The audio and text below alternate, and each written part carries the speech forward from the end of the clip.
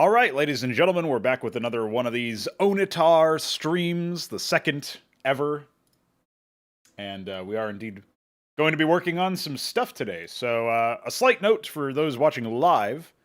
For some reason, the restream didn't accurately go back to the old event, so I did have to edit it. So the title or thumbnail or whatever might be fucked. But we are working on Onitar. We are working on some game mechanics, some factions, and some other things. Basically, we're going to finish up the entries here in Scratchpad, formalizing those, and then maybe going back over what else we've got. And assuming we have time, we will go into the item table and start working on some more of these. So if you missed this, this is linked on the items section in the page. And it kind of works very similar to the unit page, the unit tables for the RTSs. This will eventually be updated a little bit so you don't see like created from and so on. But you know, we've got some information out here if you were interested and wanted to take a look at some of this stuff. So eventually we'll have like requires not there, weapons not there unless it is a weapon, like the arable tooth is. And stats will be an optional field as well. So we'll have to change some stuff internally for the website, but it's still looking okay. Particularly since we only had like, it was a couple hours work from Veek to get some of this stuff rolling. So pretty cool stuff, IMO. Pretense of budget. I like that one. So hello Luciferius and hello Knight of the Realm. I hope y'all are ready to get some work done. And by that I mean you guys are ready to watch me get some work done. But you know how it is. Okay, so I'm trying to figure out how to sort some of these stuff. So obviously like avatars and items seem fairly linked together. So maybe beneath items is where we would have the other stuff. But I think roadmap should probably be either first or last. I don't know which. I guess it being last makes a bit of sense, because if it was first, it would have to be above game flow. I guess it could be right below game flow, but I don't know. I think we'll keep it last right now. So we need to do obsidian, supplicants, miscreants, and map-specific elements. And we also want to probably talk a little bit about starting resources, starting conditions.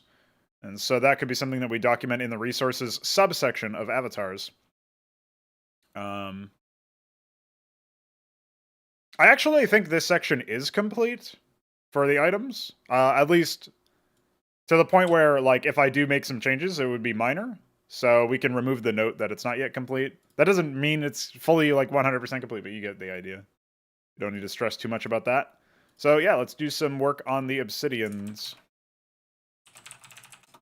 And we can also do, you know, supplicants and miscreants, and then map elements.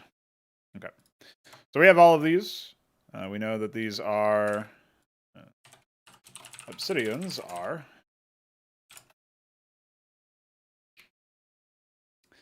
vehicles in the MOBA. Well, there will be opportunities for you to hijack or command, possess other stuff, but they wouldn't be like dedicated things where you would garrison them and then they would be under your control, and then if you left them, they would be not under your control anymore. They would return neutral.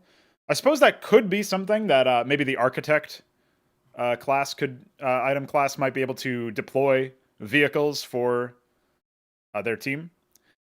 That would be another sort of like, in fact, I guess what we could do here is we can do like, we can have a category of things where, let's do this. This would be ideas, and then vehicles.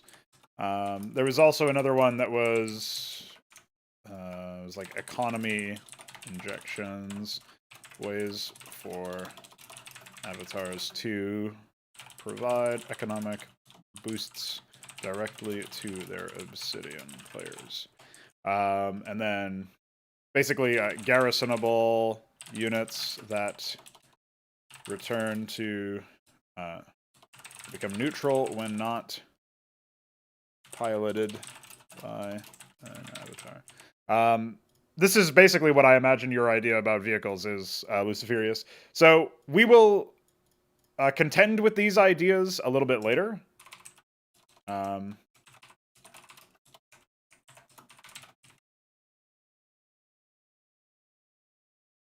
I think that's how I do the comments, but I can't remember. This is where I need to jump into the regencies. Yeah, okay.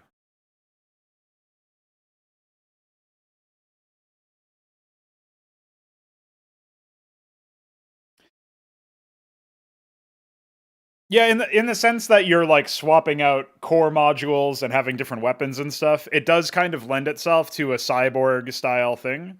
I just know that there's going to be science fiction elements, considering we have Obsidians as AI, basically. That would make a lot of sense.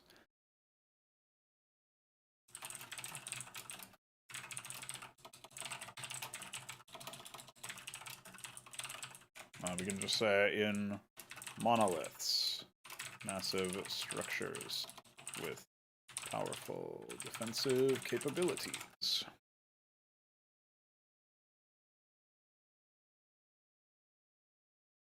I was kind of thinking about that initially, but I'm not 100% sure if I want to actually have a unified sort of thematic backdrop. I think it would be possible to actually mix in like science fiction stuff with fantasy stuff. And then obviously both of those are very fractal, so like within sci-fi you could have cyberpunk, or you could have like vast like far future stuff. Within fantasy that obviously could mean like medieval shit, or just like complete fantasy elements like magic and stuff. So I'm not really 100% sure um, how that would work out. But if I was going to pick a single unified thematic, then I could see an argument for cyberpunk in that um, you obviously have the idea where the avatar items fit in really well with modulation, like some sort of modular equipment, and then you can easily come up with reasons why there would be, like, if you have an artificial intelligence commanding your armies, you could easily come up with reasons why the armies themselves might be contributed that way or whatever, which is I guess the other thing, and this is more cynical and not really related to the actual ethics of the core design tenets of the game. But for whatever reason, there's a huge amount of people that are really into cyberpunk games, or cyberpunk style, like the art style or whatever. I don't know that I feel like the cyberpunk art style, these rather the art style that I'm seeing in a lot of cyberpunk games, I feel is usually pretty overdone in the sense that it actually is really hard for readability. So we would want to stray away from that sort of thing. But in terms of styles, like a lot of people seem to be really into that. And I can see the appeal, but I'm not like solely into that, obviously.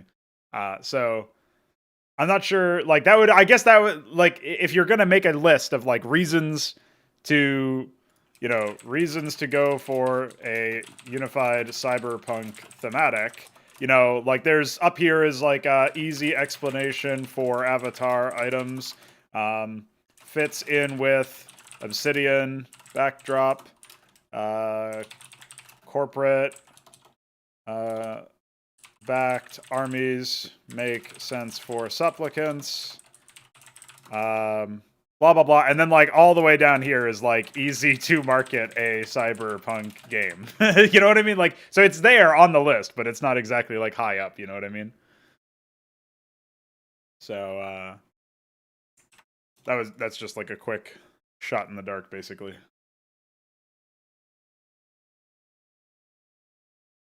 I feel like it might be a little bit overdone at this point in terms of like how many games are cyberpunk style, but it doesn't seem like there's ever like it doesn't seem like there's been a market correction on that. So maybe I'm wrong. Maybe it's not overdone.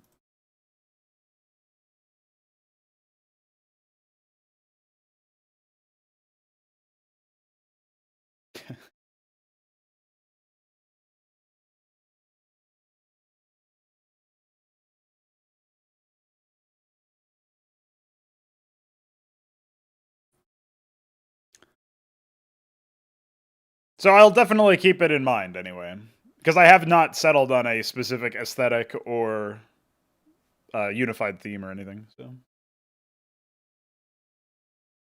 yeah, I've seen RPGs. I've seen like obviously the FPS RPG thing that's the actual game called Cyberpunk 2077 is, which ruined it for everybody, of course. I wonder if that was deliberate. That CG Project Red decided to call their fucking game, literally have the genre, like the theme genre of their game in the title. Feels a little bit fucked. Like, if anybody else wants to say that they like Cyberpunk, they now have to have the stupid caveat of like, but not the game Cyberpunk 2077. I just like Cyberpunk as a as a genre, as a, you know, aesthetic or whatever. That's fucked, man. That's like when Microsoft named their new console Xbox One when there was already the original Xbox. So now you have to fucking say like Xbone as opposed to Xbox One. I mean, you can come up with ways to go around it, but it's still annoying. Fucking marketers.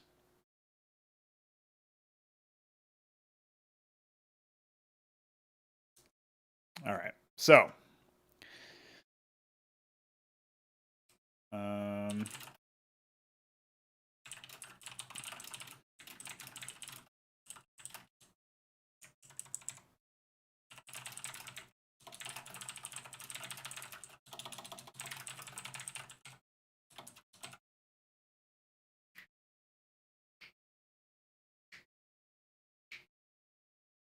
I do feel like Onitar could be kind of grimdark if we wanted it to. If we wanted it to be something similar to Warhammer 40K, where everything is super like, as opposed to being like neon and shit, it's actually like super fucking gritty and everything is designed like stuff is still really exaggerated, but it's exaggerated in a way that makes it like draws even further attention to how absurdly like barbaric and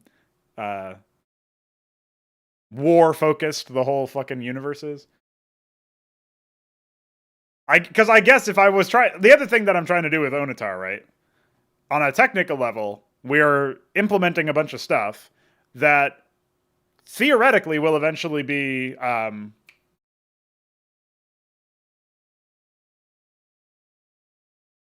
theoretically you'll have situations where you're playing like you're putting in systems like networking and a bunch of other stuff. You're putting all that stuff into the engine and getting the engine put through its paces. So it's supporting Cosmonarchy retail and Dreamhold and even Heaven Sent like 5 years down the line. So we have all of these things that we're doing. It's like sort of laying the foundation, right? Now, if I wanted to, you know, starting off like sort of scouting a bunch of things. We're scouting like an implementation of 3D avatars so that you can have the item slots, for example. That's also going to be something that if it works here, it will work in Dreamhold. And so we can do that. Like that's scouting a system, scouting something technical. Here we could be talking about scouting a like we're scouting an art style for Cosmonarchy or Zabalba in general. Like maybe we do some work with Onitar and we figure out like, is this scalable? Is this going to work in that sense? That could be kind of interesting. How does my brother's birthday fit into this game's theme? So it doesn't is the short answer, because we're probably just going to have like, I mean, I do have permission to use the Five Nations assets in a retail game, which I will double check because it almost seems like bizarre that I would get permission to do that. But as far as I know right now, as it stands currently, I do have permission in a Discord message that could, I guess, be edited or deleted in the future. That that stuff like that is going to happen. So that is something I could do. So Onitar could have like a bunch of Five Nations assets that we've remodeled or retextured or something. So we could use those as like base meshes whenever we get the actual model files. That could be something that could be pretty interesting, right? So if that works out, great. That does reduce the amount of effort that we have to do on the art side. We can sort of like Sort of similar to how Balathal edited the, like, some tar, or not tar. What is the term for the, what's the dinosaur robot idiots from Warhammer 40k? I can't remember what they're called. But there was a Tau. A Tau model was edited to become the Ecclesiast in Cosmonarchy Brood War. Balathal edited that. So that's obviously a case where, like, we can do a similar sort of approach where we take something that was definitely not meant for what we're going to use it for, but we edit it enough and reshape it, and it's still saving a decent amount of time in terms of, like, constructing a mesh from the ground up and then textures and all that stuff. So in many respects, the art will be super basic when it comes to my brother's birthday. Like, basic in the sense that it won't be coherent, because we'll be taking art sources from sources all over the place, similar to Cosmonarchy Brood War. The art sources are going to be all over the place. So you'll probably see some StarCraft assets. You'll probably see some StarCraft clone assets from, like, the Koreans. And then you'll probably see some, Five Nations assets and stuff. So it'll be very similar to Cosmonarchy Brood War, except I'm not sure if we'll be bringing over the exact... I don't think we'll be doing, like, Terran, Zerg, and Protoss. I think we'll be doing, like, the old brother birthday stuff was like Toddborn, where it was anime versus police, and then Void. You might see stuff like that, where I'm just having, like, wacky factions, basically. I'll probably focus pretty heavily on just having 2 factions, though, because I want to keep the scope relatively small, because we don't have that much time to actually get this stuff implemented. So, I wouldn't be surprised if the demo looks jank visually. We're probably not going to have the 3D projection. I would say we definitely won't have the 3D projection thing in that situation, so you'll kind of have to look at your items and just sort of, like, remember what you've got. And then, like, it will probably look a bit fucked. Like, there's no getting around that. That'll be a situation where, like, even if you have a rifle equipped, you might have a melee weapon, stuff like that. So visually, it won't be very consistent. But in many respects, it is just going to be like a player versus AI romp, where you've got some maps that you can play and replay, and we can do Fraud Nights in it, and that sort of thing. So whatever you see in the demo that comes out on his birthday is not going to be a common thing, or it won't be carried over into the final release. It's just an excuse for us to go from concept to prototype, and the arts are going to be completely different. So hopefully that answers your question.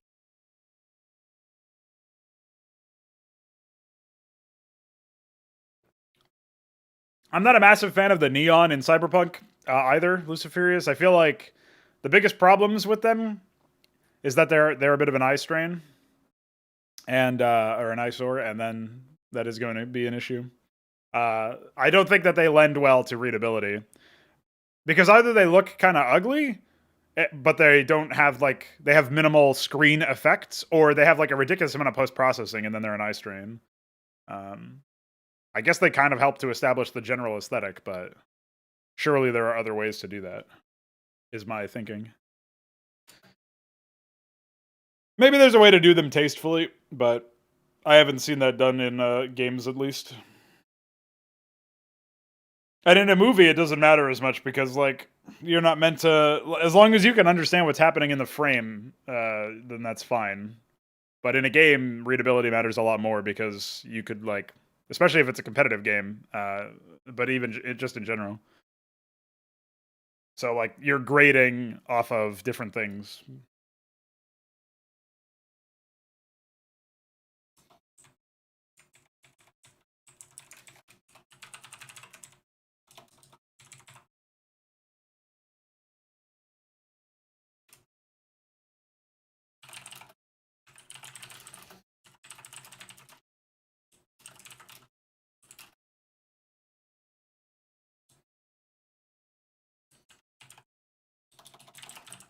I'm not sure if I'll have obsidians that will actually have character.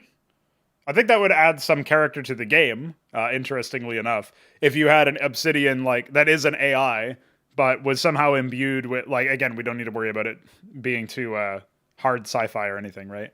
But if it was imbued with personality somehow, that could come out in like transmissions to the avatars. So that could be interesting. And then obviously that would set up your opportunities for transmissions between Obsidians and each other, or between obviously the Obsidian, since it's computer AI versus, well, it's an AI talking to an AI, they would do so instantaneously if they were going to do so at all. But they might project something for the sake of, like, boosting morale, if you will. Um, and in universe, the AI controlled avatars are not actually going to be AI; they will just be avatars. So it would make sense to boost their morale as well. I think that's fine. The other thing I was thinking of is that allowing players to uh, pick like a voice profile or a personality for their avatar as well, which would change the transmissions that they have, and maybe also that would be something that you could do to change your physical appearance. So you could do something like, picking an avatar that the base mesh looks like, I don't know, some sort of like alien fucking muscle freak, you know, and then he would be like a natural physical specimen to use as like a tank if that's what you wanted to do. So you might express yourself that way. But he could be anything. Obviously, all of the avatars can be anything. But he's got a different personality than the slim fucking assassin looking guy or whatever. So there's all sorts of different options down the stream there. But that would be something later on that we could do. And obviously, all that stuff would be. It goes without saying for me and my content, but for the record, all of the ways to customize yourself would be. They'd either be available by default or they'd be locked behind like a challenge or something, but nothing would be related to spending money to unlock some fucking aesthetic thing. No microtransactions allowed.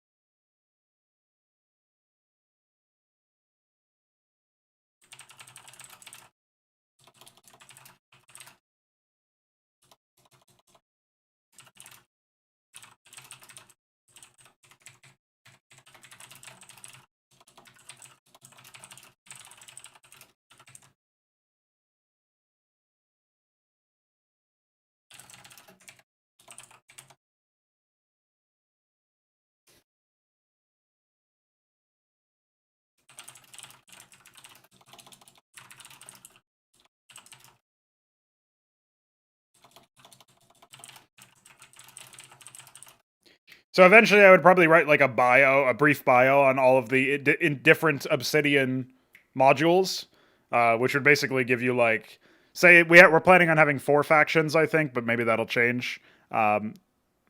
Each faction might have 5 or 10 Obsidians, and obviously that would be like a comparison would be in Cosmonarchy Brood War how each race has a bunch of different personality archetypes, and then within those archetypes you've got build orders. So if you just took the personalities specifically, those would be similar to the Obsidians. So if you imagine the air personality for Terran, the orbital personality, would be an Obsidian in the context of Onitar. That would be something. Or like the fucking, I don't know, I'm trying to remember the name of it. For Protoss, the shadow equivalent. I guess it would be like, it's not heretic, but it's something like that. Can't remember.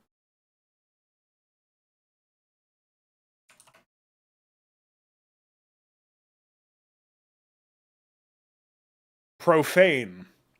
So yeah, the profane personality might also be an Obsidian. Stuff like that. And so that could be similar to like, does this guy like to expand a lot, or does he like to smash a bunch of it would be more than just like army composition, it would also be like battle tactics and stuff. So that way you in custom games you would be able to what would you call it? In custom games you would be able to configure which obsidians were available.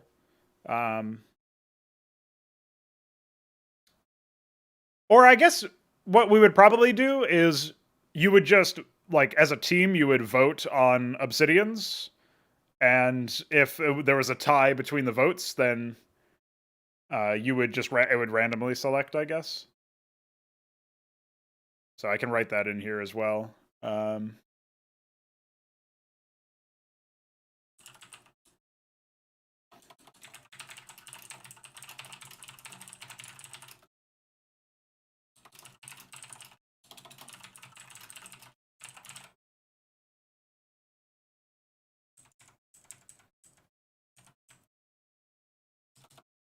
So we'll say, when avatars first take to the field, they are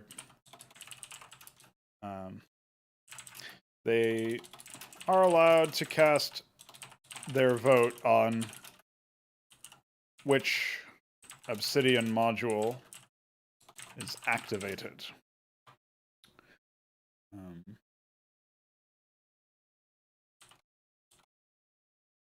If we'll say if there is a tie,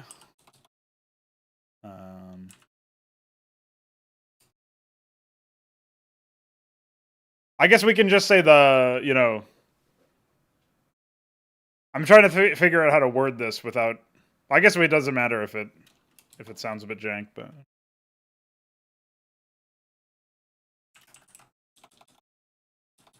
module is chosen at random, and once the vote is over, the obsidian activates and the battle proceeds.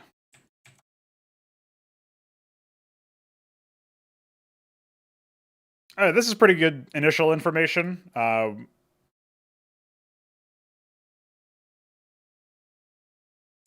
I suppose what we can do here is also mention that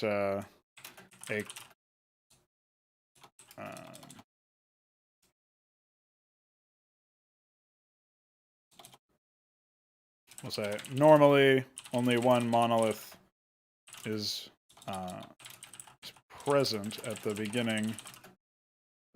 One monolith per team is present at the beginning of a battle. But this often changes as time goes on. We'll say that additional, we'll say more of the structures, superstructures, can be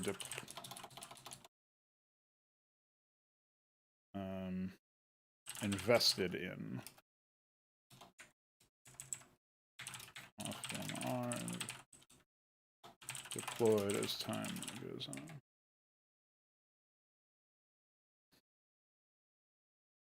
That point where people rage quit because they didn't get a meta choice? I don't know what you mean by that specifically. Oh, you mean like, well, you would have all obsidian modules available. It's not like you would only get like, of the 10, you only get 5 or something like that. In fact, we would probably, just to reduce choice paralysis, we would probably limit the number of modules per faction to like 4 or 5. So yeah, you would just, you'd pick them. Ideally, the modules aren't going to be like one of them is always better than the other or whatever. In a perfect world, we're able to design the modules so that, like, if you play to their win conditions, you're able to do some pretty good shit. So, in addition to monoliths, obsidians will attempt to construct several other installations ash deposits can be harvested and by worker supplicants and returned to town centers, which in turn provide, which then allows citizens to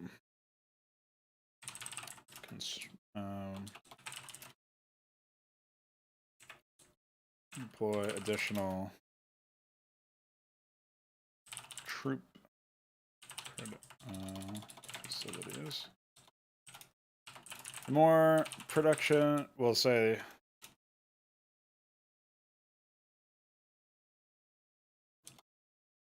it's probably some way to reword this later on, but it matters more that I just get the ideas written down.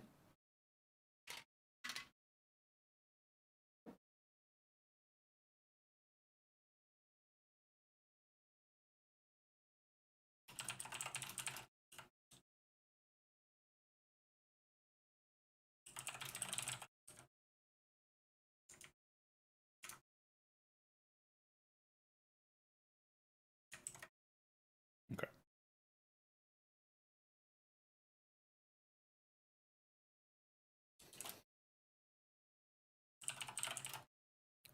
Further augmenting the, we'll say the, increasing the strength of attack forces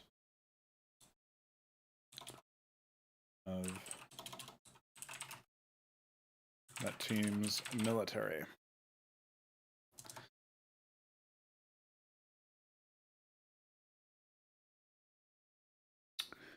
So this is pretty basic stuff.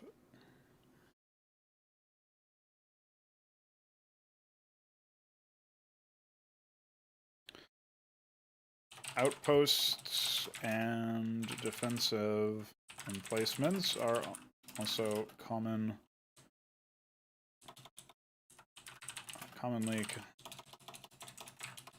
assembled near choke points and the pistol holster could be along the back, like right above the ass, like small back, small of your back, lower back, potentially. Or it could be below the chest, maybe. Doesn't have to be on the hip necessarily. I think I may have said hip holster or something in the description, but if the hip is blocked by some of the other architecture, you could definitely put it on somewhere different. I think there are some real world military uniforms or armors that have slots for like holsters for weapons that are along the front or along the back.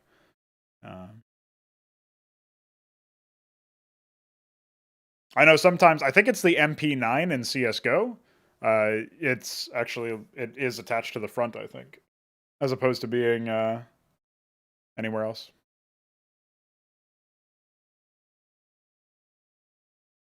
It's like, I think it might be the only gun that's like that, but I'm not sure.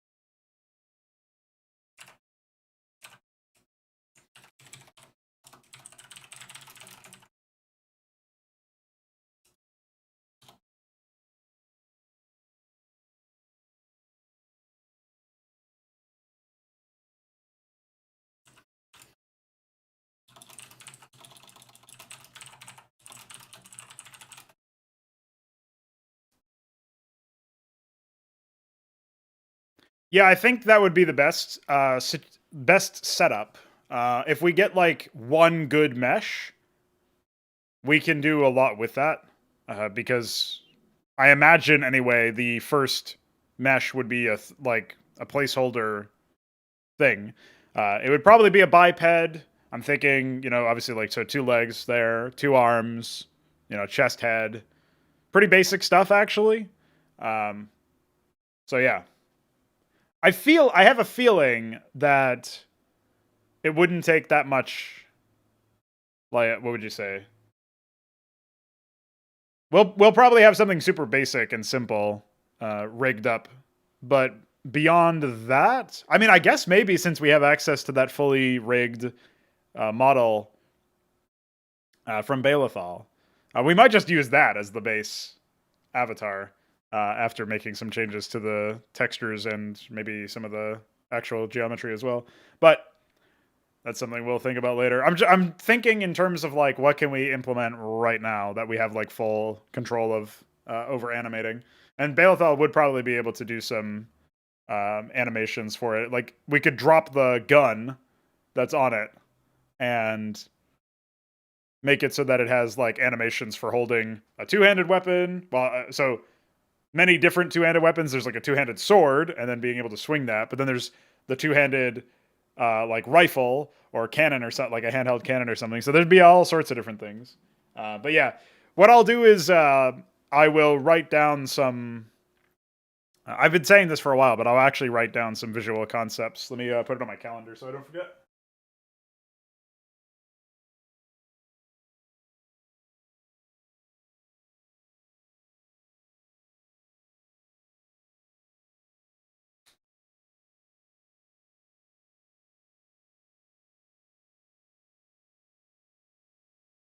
All right. So I wrote it in tomorrow. So if I don't do it today, I'll definitely be getting it done by tomorrow because I don't have as much work to do tomorrow as I do today. I've got a Command and Conquer stream planned for today.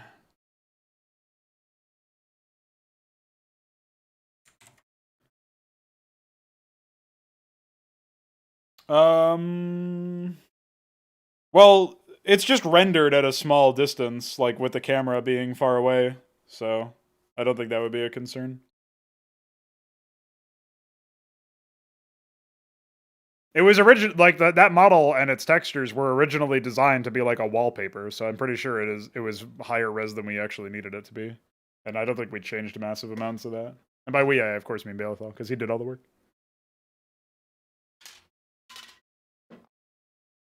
Classic Pronogo.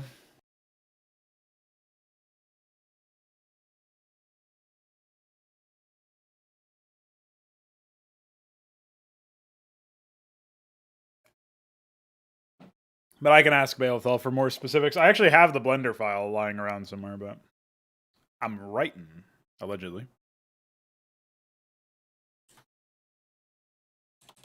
So, they come in many forms. Love when YouTube just stops my shit. Okay, they come in many forms. Producing, let's see. And so one way that I know we're limiting the functional, like the number of units that we're going to need, where I think all 4 of our factions combined might have enough units to rival one Regency and Cosmonarchy retail, but I'm not even sure if that's a maybe, you know, is because every structure, each production structure only deploys one kind of unit, and the construction is automated. And it will probably happen on regular intervals as well, as opposed to being desynced. They'll probably all be synchronous.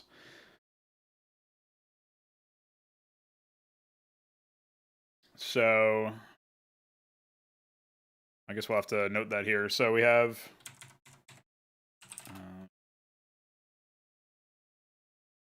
I'll follow the same directives.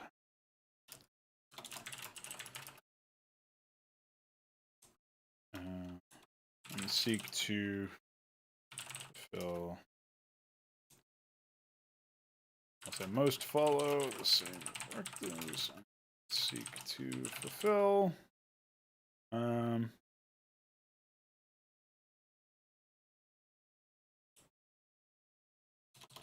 With organized groups being tasked to with specific orders. Okay.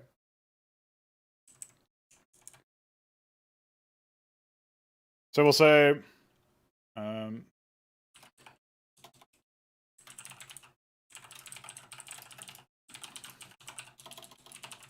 specialized structures for troop production.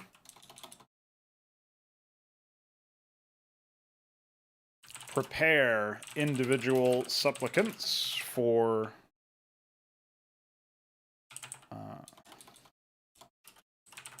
battle. Each production structure creates one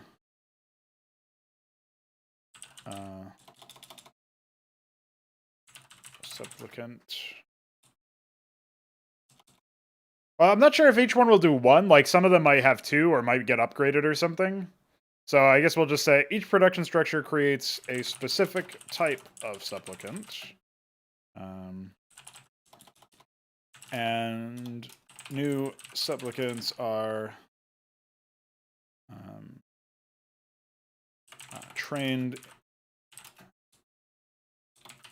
synchronously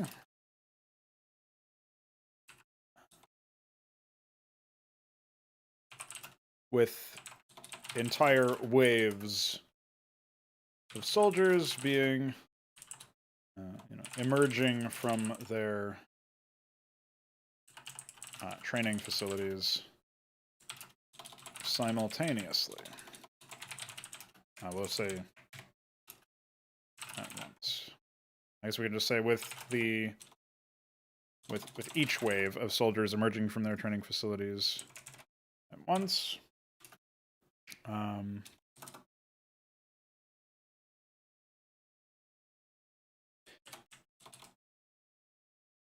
Supplicant groups are organized based on supplicant type, proximity, and the current state of the battlefield. As an example, if several training, I will say if several production structures are grouped together, the supplicants that are trained there will undoubtedly be grouped and collectively ordered to carry out their task.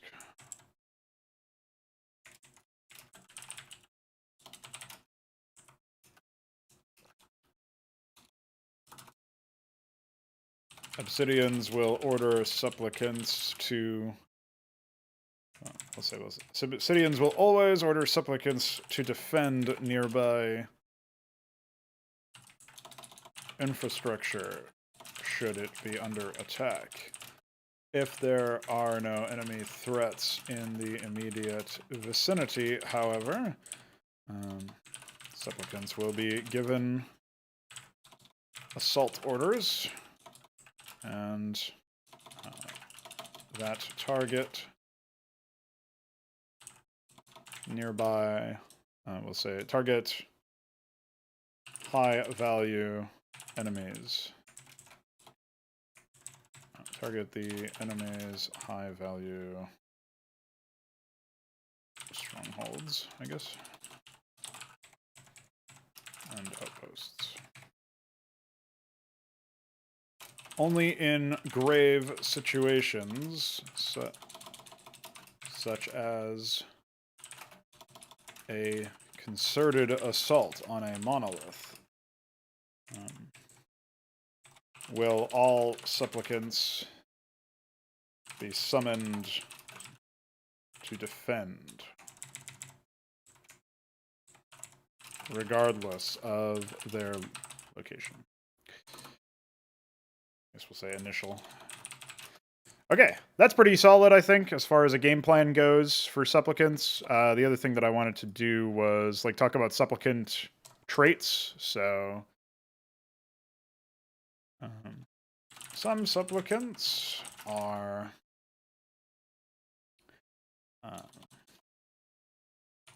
while most supplicants operate on the ground, some take to the skies as flyers, with specialized craft being capable of transporting ground units over grounded combatants over impassable terrain features, I will just say, and enemy encampments.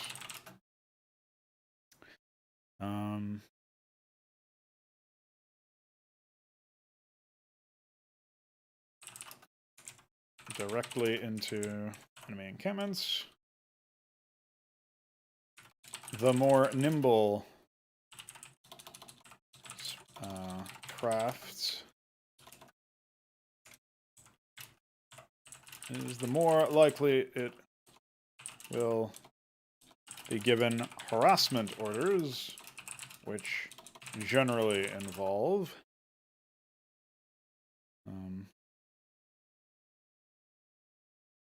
threading between hostile defenses in an attempt to sabotage their resource gathering efforts.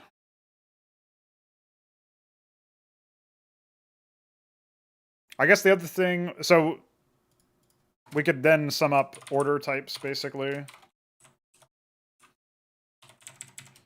Order types.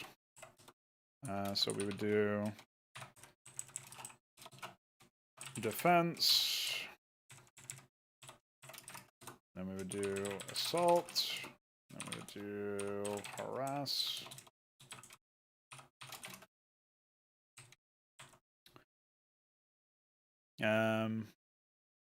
There will be another one, which is seek and destroy. I'll probably have a more elegant name for it. So defense is pretty self-explanatory. Well, most of these are pretty self-explanatory. The supplicant group is given a highly specific target and must find and destroy it. Supplicant group attempts to weave between, let's say, sidestep enemy defenses and harass their economy or reinforcement. Wait. Disrupt. There you go. The supplicant group is given a path to follow.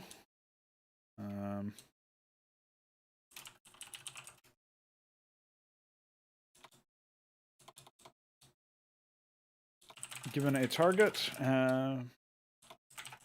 and must eliminate everything in their path to it. Then the supplicant group is given a target and must defend it and all nearby allies. So the other thing too is that I think there should probably be some like dedicated defense forces, basically. So I should probably note that here. And then we'll say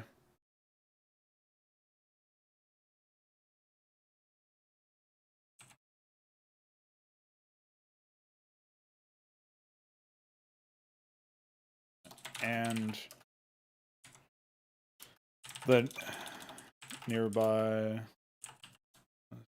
and the dedicated defense force is not in need of reinforcements.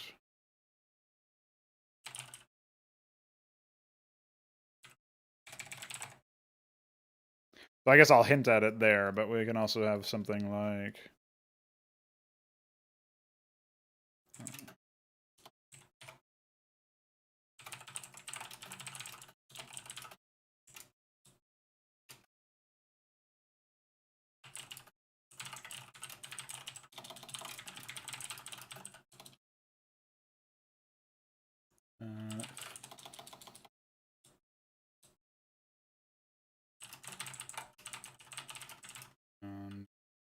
serve as the first line of...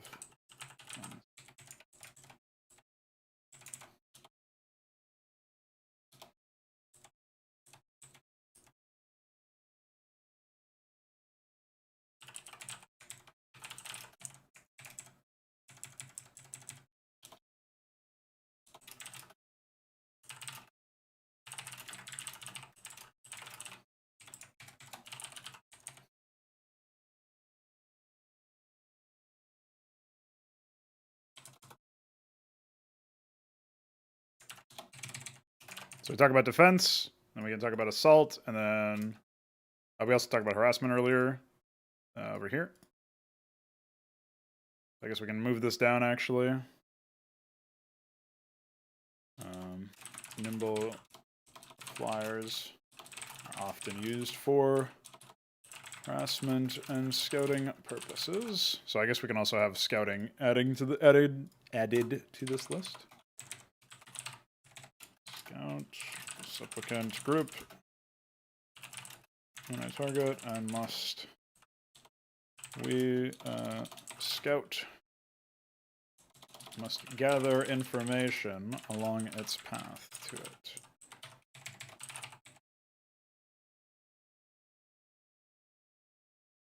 Seems reasonable to me.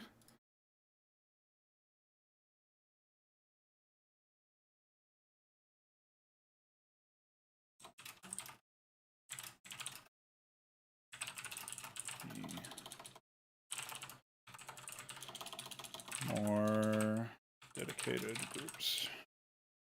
Hell yeah.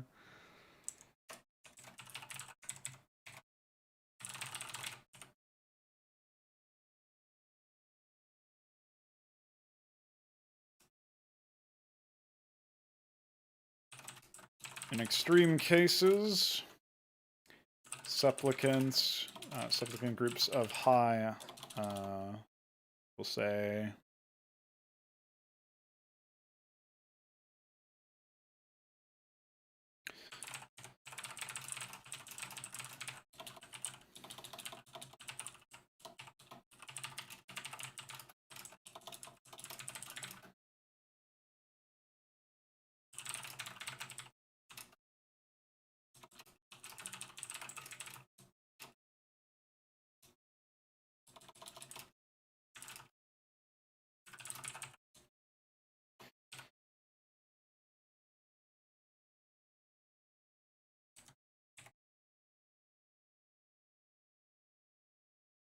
okay. I think this is pretty good. I mean, obviously, we didn't touch on all of the different stats or roles or whatever. Some supplicants will be like disruptive or specialists or whatever.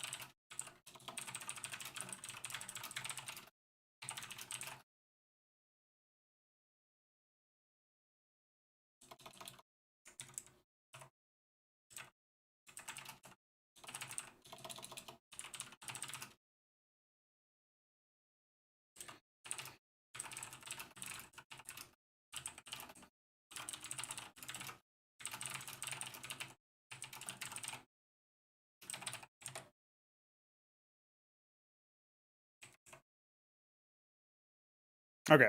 I feel like that's a pretty good way to describe supplicants. We will add that to the list. I guess we can do...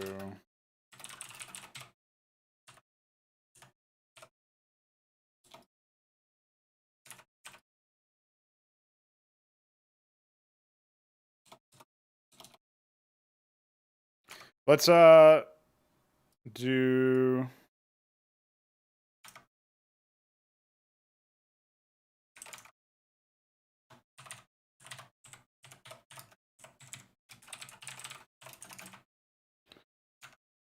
Let's push what we've got so far and take a look at it. Sometimes reading it again will help.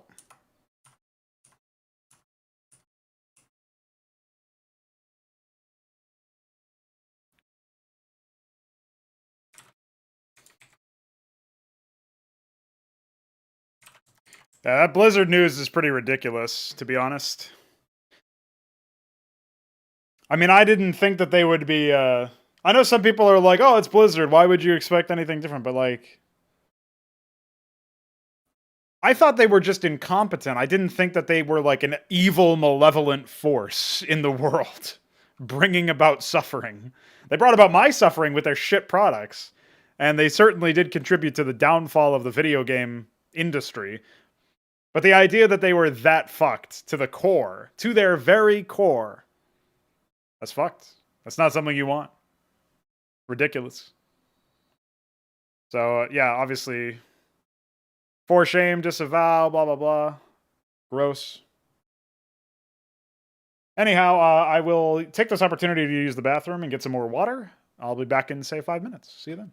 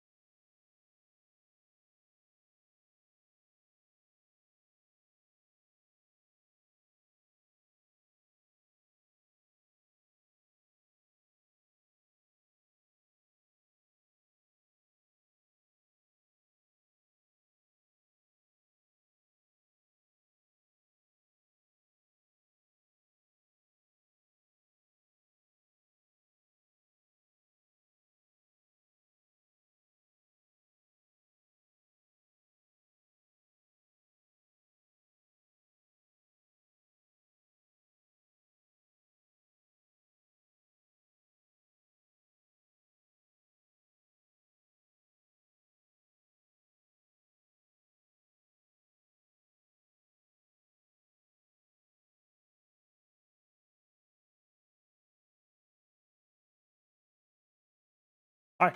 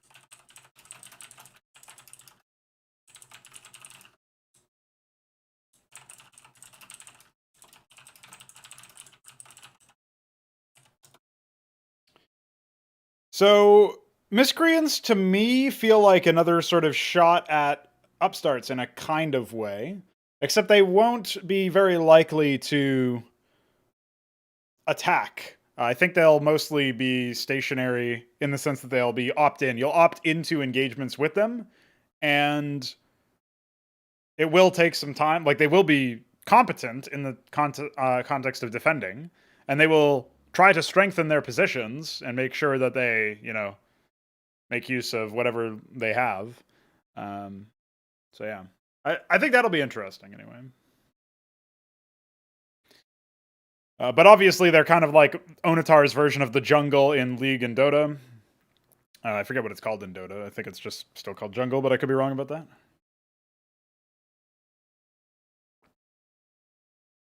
Um, Instead of them being static completely, they will actually actively defend their stuff and strengthen their defense overall.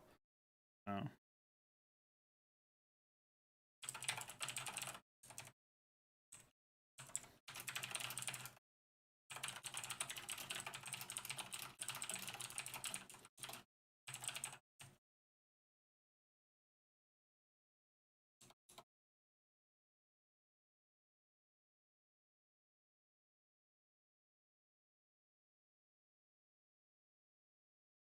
Call it the Outback.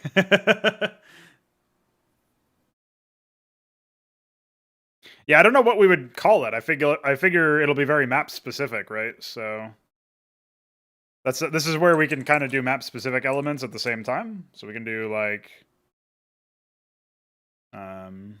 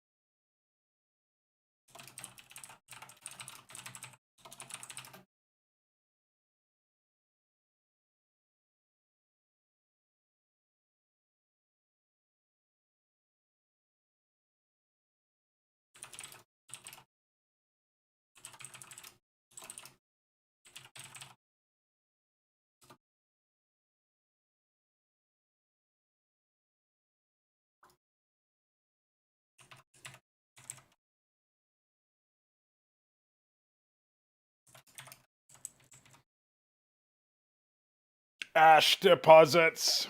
What's up, Chucks? You came at the right time because I'm doing creeps and map elements. Although I think all this stuff is pretty cool, but whatever. Already wrote a lot of junk.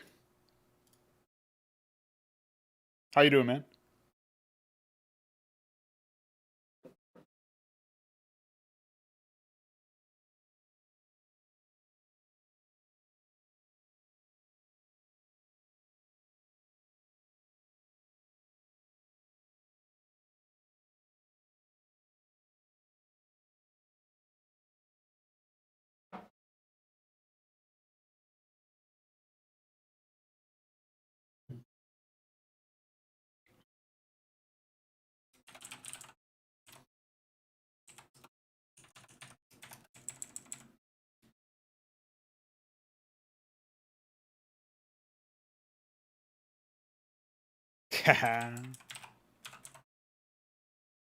Is that how you spell Bazar? I think it's...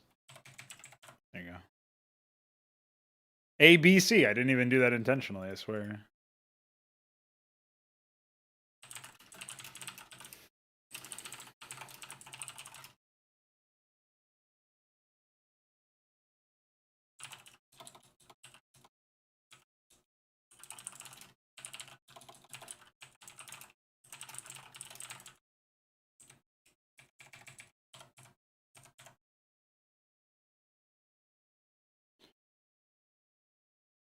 Well, the miscreants are basically going to be like defensive creeps. So the if you think about like Warcraft 3 creep camps, they didn't really change that much if you go between those and League of Legends jungle or even Dota 2 jungle to my understanding.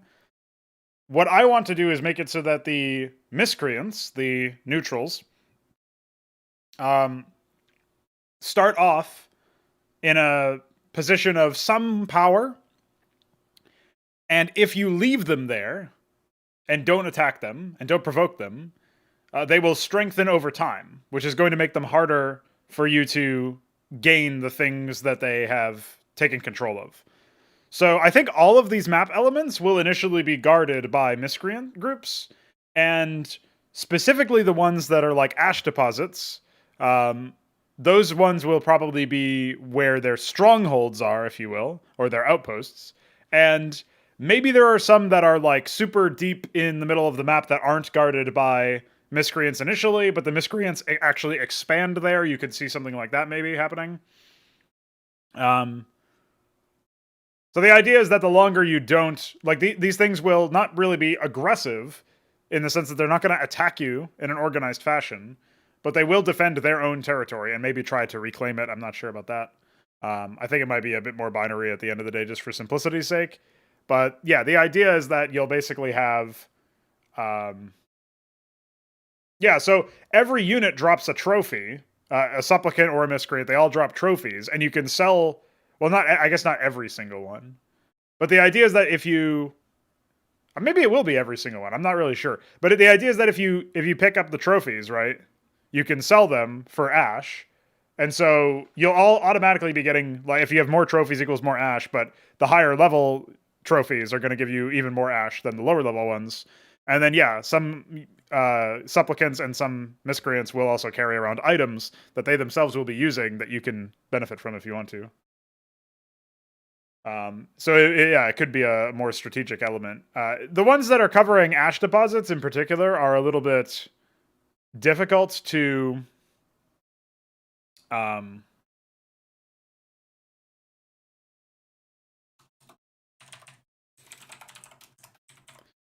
like that's a harder one because they're the hardest ones to get rid of besides dens. But like ash deposits will be really like the second most difficult group of miscreants to clear out, and yet they're also arguably the most valuable because they give your obsidian another expansion. So that one's probably going to be a bit difficult to contest, but the others, yeah, theoretically you could wait. Like dens are going to basically be like the equivalent to Baron or Dragon or whatever in League, where you have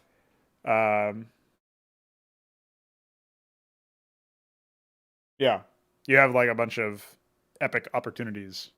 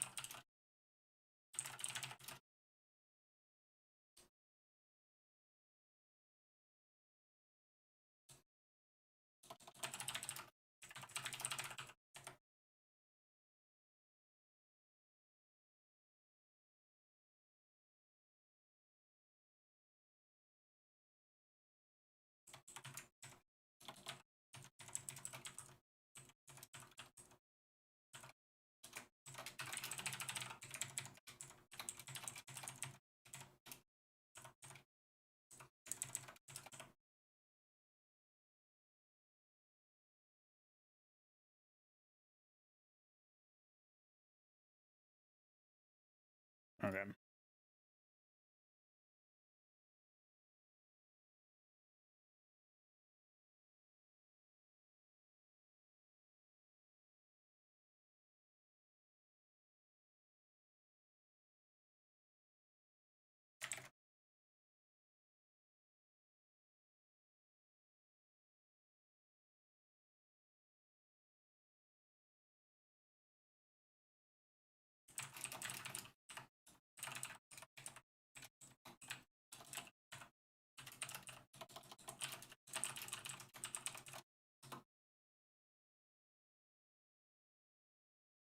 Oh wait, this isn't what I wanted.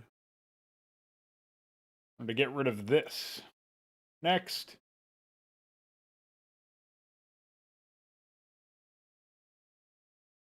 I'll go back. So, I do need to do dens. I'm not sure about what other map elements there might be.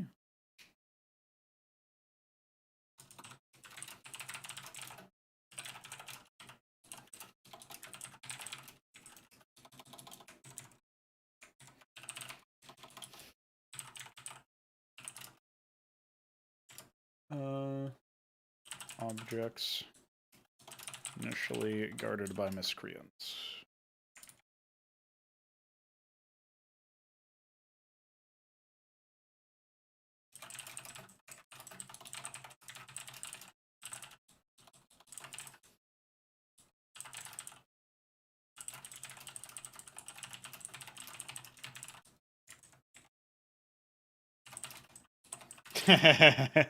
Destructible barrels.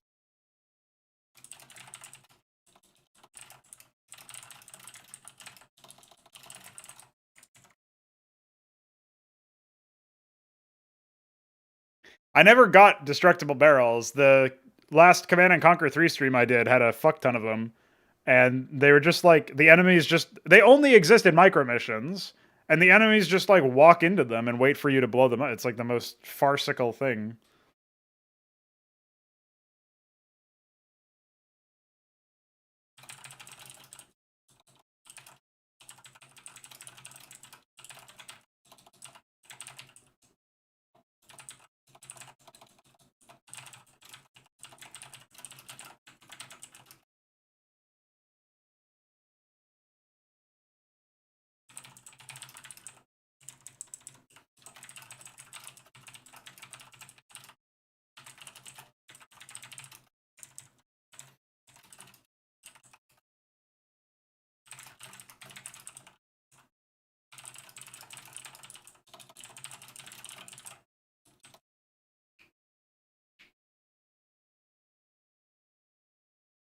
Well, yeah, there's no like sense of danger to be near them. They're deliberately designed so that you can have a unit that can only deal damage to infantry.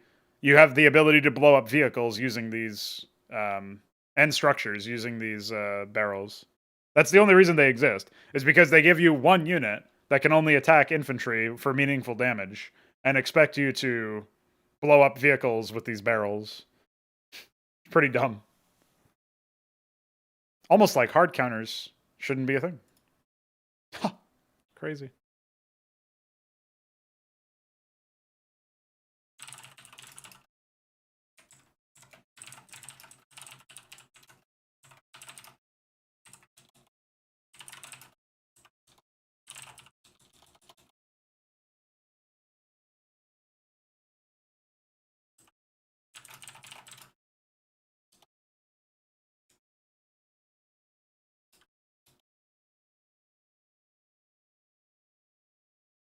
Well, we got A, B, C, and D.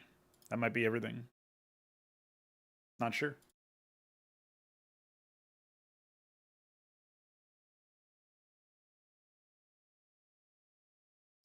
So I'll just change this out to be core rules, game elements.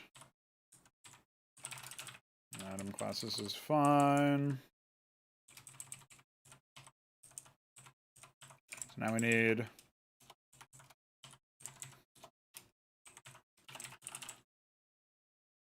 factions, items,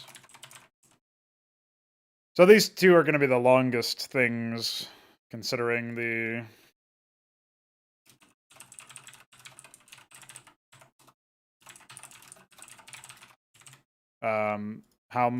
basically these are like individual units and shit, so... Yeah.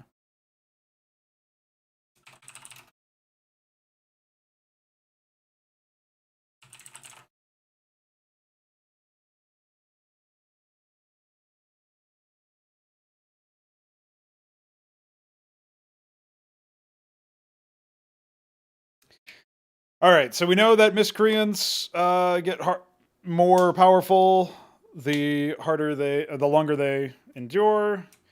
More powerful miscreants.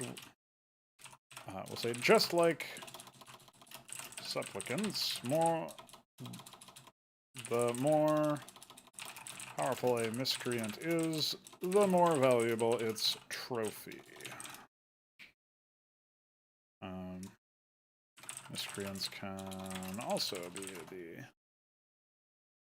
target of bounties and specific miscreants. Well, we could just say miscreants can also be the target of bounties and thus will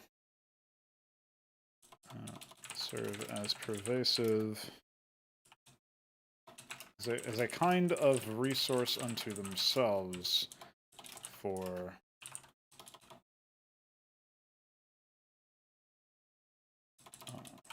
avatars to plunder.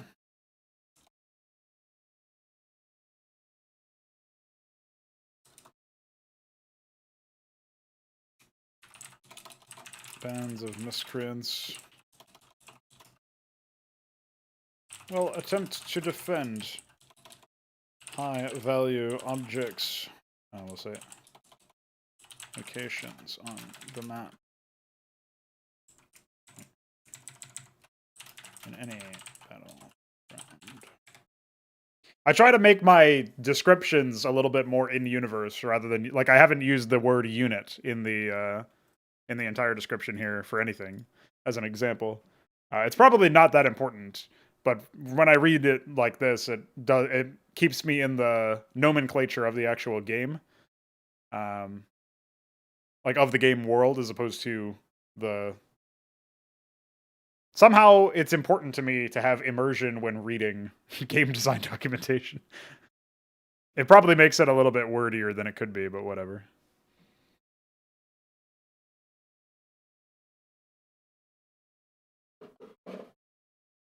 One thing I will say is I feel like I've gotten pretty good at actually having game design documentation in the first, like writing it, because I've done it a lot.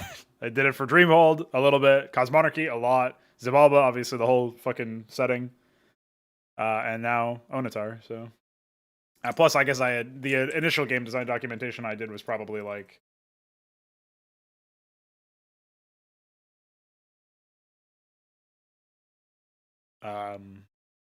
probably a lot of like Cosmonarchy Brood War stuff, or Total Conversion mod stuff, or whatever for Brood War. It's probably where I got my start. All right, Band of Miscreants will attempt to defend high-value locations in any battleground, and their standing enemies will only grow more imposing with the passing of time. Rooting miscreants out from ash deposits is particularly important for the bolstering the economy of bolstering a team's economy.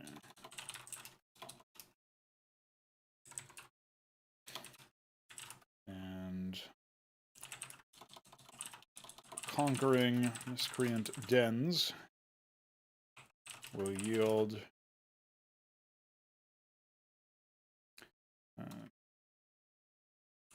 peerless rewards.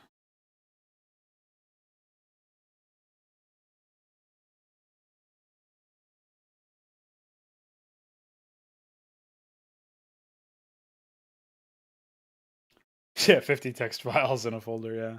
Thankfully, this Obsidian well, I wonder where I didn't even realize this. This program is called Obsidian. No wonder I had the word Obsidian on my mind. Jesus. Anyway, this program is called Obsidian. That's not where I got the idea. That is not consciously where I got the idea for Obsidians to be the AI commanders, but exposed. Pranked. But yeah, it's pretty useful, is what I was trying to say.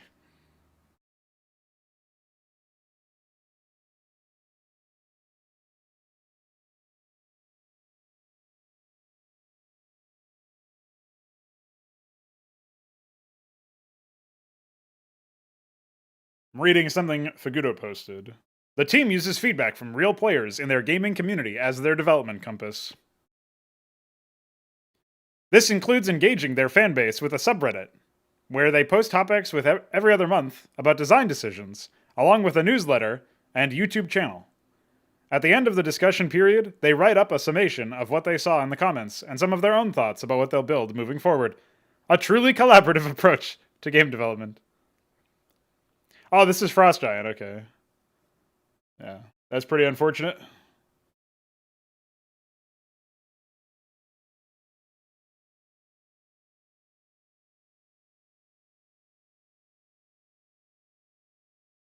What's up, James?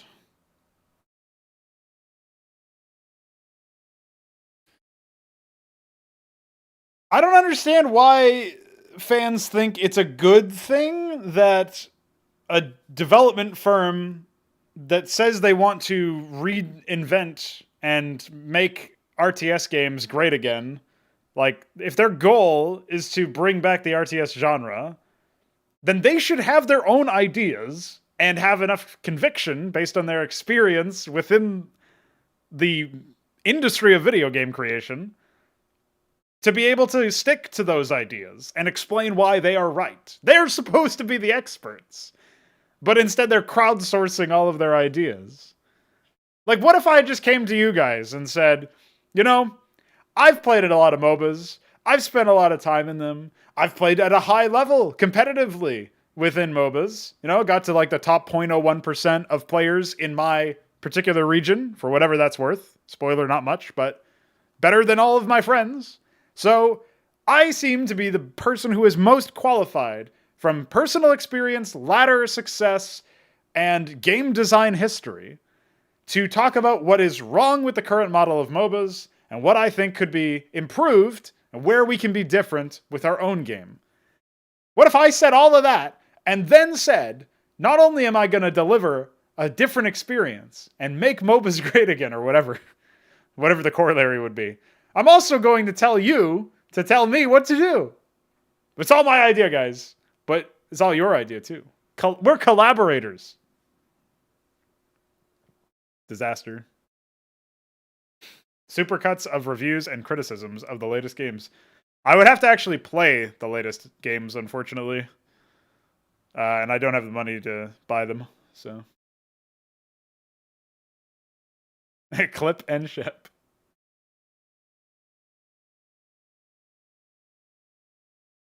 It's just such a disastrous prospect on its face. Like, it doesn't make any sense when you analyze it from any angle. If I'm a fan of the RTS genre, or somebody who just wants to see the RTS genre brought back to life, and maybe see some top-level competitors playing in esport competitions, or maybe I want to see just a fun and engaging RTS game that challenges me to improve as a player and gives me an exciting world to explore through the venue of an RTS, then, well, I haven't been able to get that anywhere, so that's why I'm building my own. But if I'm just the average person who wants those things, you know, maybe my standards are lower in this example, the last thing I want to hear is, we want to hear from you what our game should look like. That's not what I want.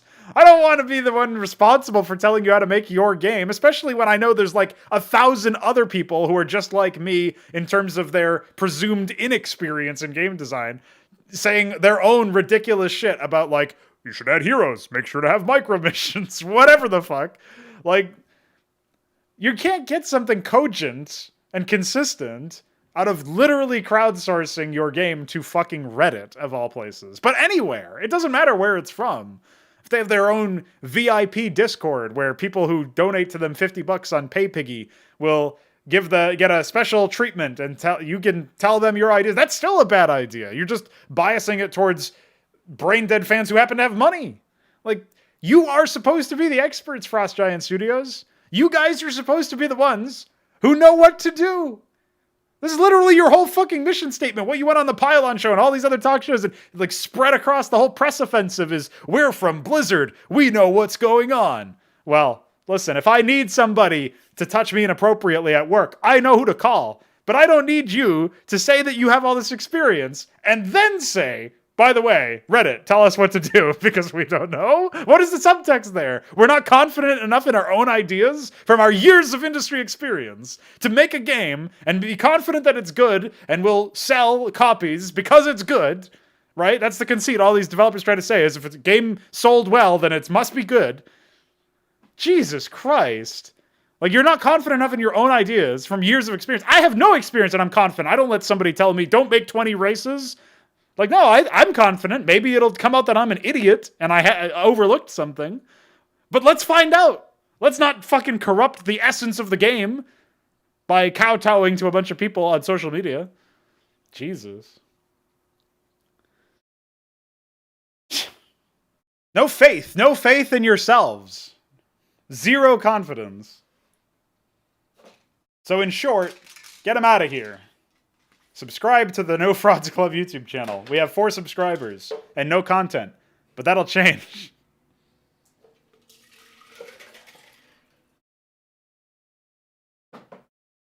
And that's it. That's the clip. I'll do that later.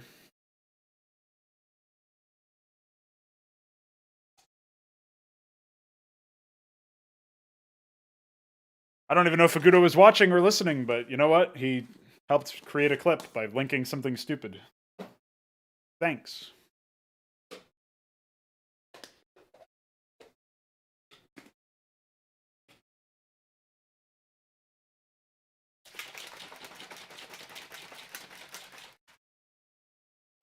What's pretty sad is I could probably give you guys an accurate review of a game without playing it, just watching like no commentary, long plays of some dude uploading it in 4K on YouTube where all the quality is shit anyway.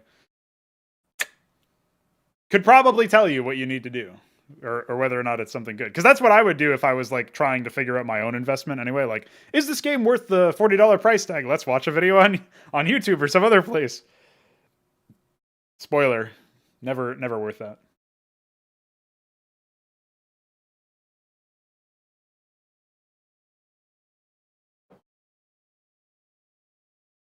Okay. Let's go back to talking about this shit, will we? I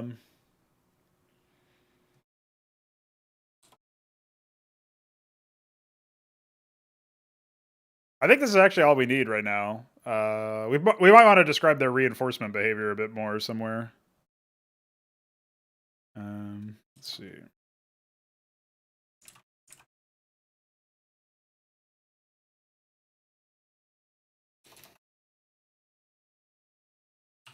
Their primitive structures produce additional miscreants in much the same way as supplicants are trained in specialized facilities.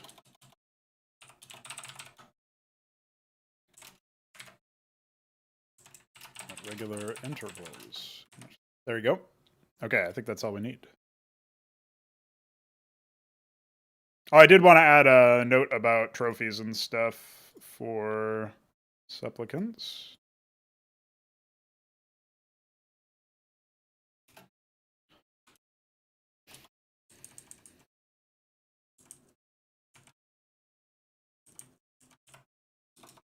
No matter supplicant's strength or size, slaying one will always drop a trophy, which can be acquired. We'll say looted and sold for Ash.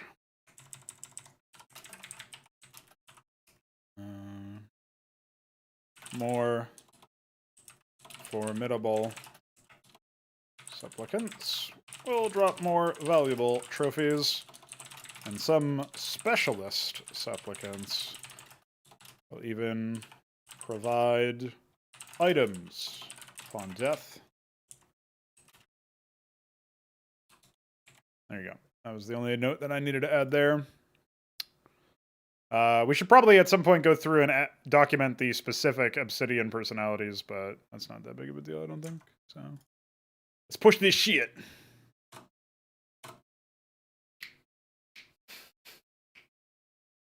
The risk-averse aspect is actually really bad. Obviously, it's something that happens in Hollywood a lot. It's funny, though, because basically what happens in Hollywood, like, what they're trying to do with that risk-averse thing has already succeeded in video games. In the video game industry, you know, the market is such that they have been conditioned to accept and pay for low-quality pieces of software that they can then interact with in very limited ways. And some of the sort of cottage industries, if you will, have sprung up around titles specifically, like FIFA or these other sports titles like Madden, where I have personal experience with somebody in my family who has spent thousands of dollars. This is not a wealthy person, mind you, just happens to have spent thousands of dollars, maybe doesn't anymore, I haven't had confirmation of that one, on Madden tokens, or whatever the fuck it's called, where you can open up cards and get these little pieces of microtransactions, and that's how you augment your team. And if you don't spend money, then the odds of you being competitive in the latter are incredibly slim. So that's just an expectation. Like, this is something where you're expected to put up with that if you want to play that kind of game. And mobile games are not really that different. They're, you know, you can only play so many hours of the game or an hour of the game before having to pay. Or having to spend maybe like very limited tokens that you can get without paying.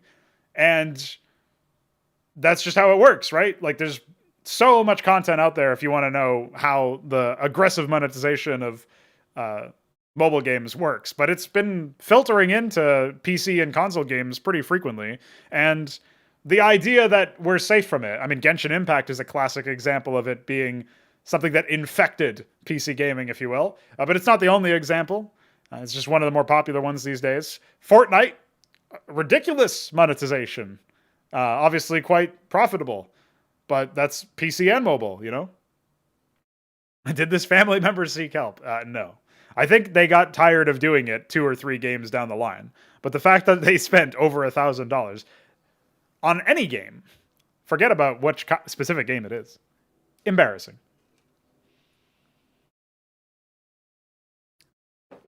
That's the thing, is that's the expectation now. So in movies, you don't really get away with being super risk averse and re-releasing, rehashing. I would say in a malevolent sense in the games industry, re-releasing the same shit and only changing enough that, you know, using very flimsy excuses. Just the excuses that developers and publishers alike will use to justify their really ridiculous above board monetization is absolutely absurd on its face. There's people out there who are arguing for a price hike for AAA games to go from 60 USD to 70. And maybe that's already happened in some cases. I don't doubt that it has. But there's no reason for that. They're talking about how it's more expensive to design games now, but that's because of their own shitty budgets. And microtransactions will offset that massively. Any sort of battle pass scenario, which I view as microtransactions, but other people will classify DLC as something separate. That's obviously going to be in the same vein, going to offset development costs. And the fact that you don't need to worry about physical distribution means you don't need to pay for physical cases or CDs or anything like that. You don't need to pay the retail shop, you know, their own cut of the sale. You just distribute to a central publisher like Steam or Epic Game Store. And if you got a preferable deal with some of these people, then their share even goes down. And maybe you own the central store like EA or Epic, where you have your own store, and some of the sales there, they don't cost you anything. Wow. Crazy.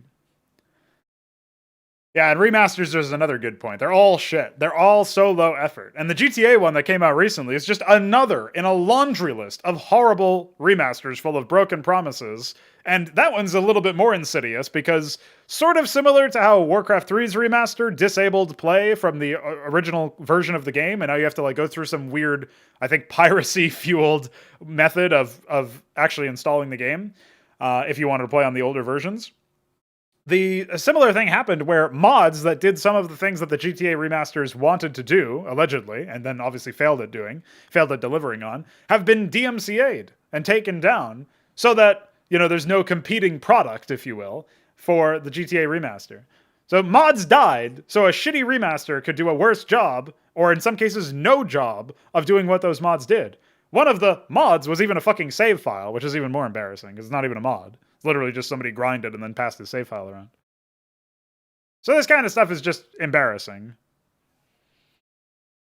But that's the kind of that's the situation that the games industry is in, though. That's just where it is, right? So I can't really say that I'm surprised. I can only say that I'm disappointed. But even then, the disappointment has been dulled because I'm used to other people being used to this. I myself don't settle for it. I don't play games where this is a thing. I don't even torrent games where this is a thing because increasing the mind share of these games is enough to be a W in their column, be it a very limited one. If it's even better in a sense to torrent or pirate the game and then not give them money, but the most best thing is to not reward them in any capacity by talking about the game, by, experiencing the game, by giving them any of your mind share. None of that. None of that.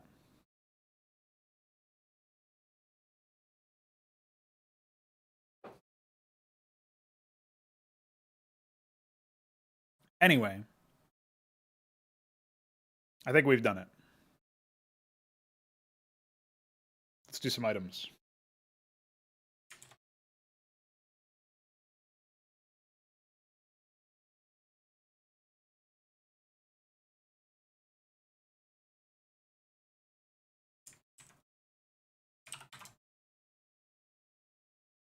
Oh, man.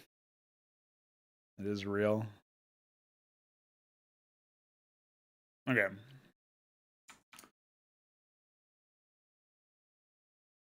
I don't think the GTA remaster will be fixed, bro.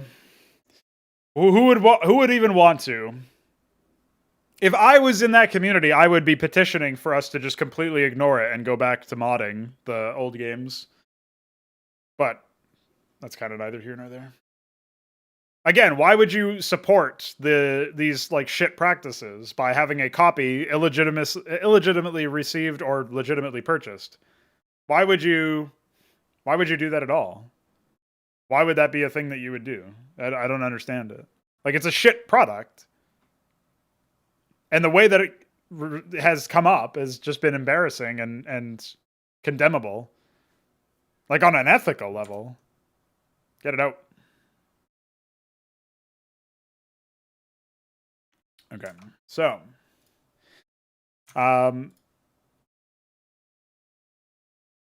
let's go to our items page so we can take a look at the inventory slots that we have and some of the other information that we have. So we have a what's called a core, and that gives you some base stats and all sorts of other things.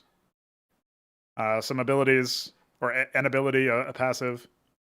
And so I think this is kind of like a nice template to use. Base stats that bias you in favor of the role that you're picking, and ability, a single ability and a single passive. And, we can obviously play around with this template a little bit, but this is probably where a lot of this stuff is going to go. 1,000 ash is a nice basic amount. I'm thinking you'll probably start with 1,500 ash, so you'll be able to afford a core, and then either one item that's like 400 to 500, which would probably be a weapon, or maybe a cheaper item and another like cheaper item, so a cheaper weapon, and then like maybe a cheaper offhand or a cheaper other piece of equipment or something.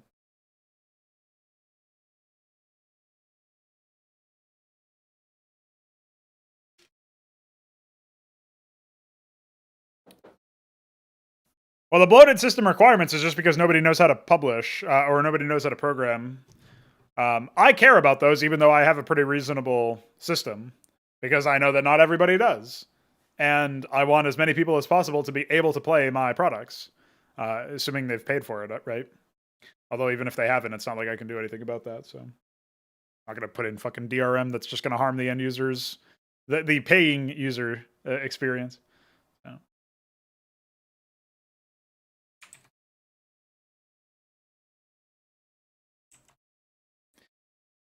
So, where was I going with this?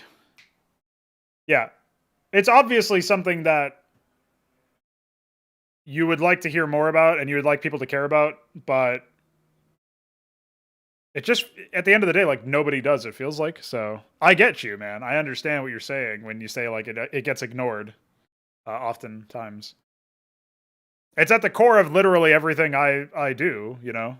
Like, one, I think it might be one of the first things, if not the first thing, that the Antikythera engine talks about is like,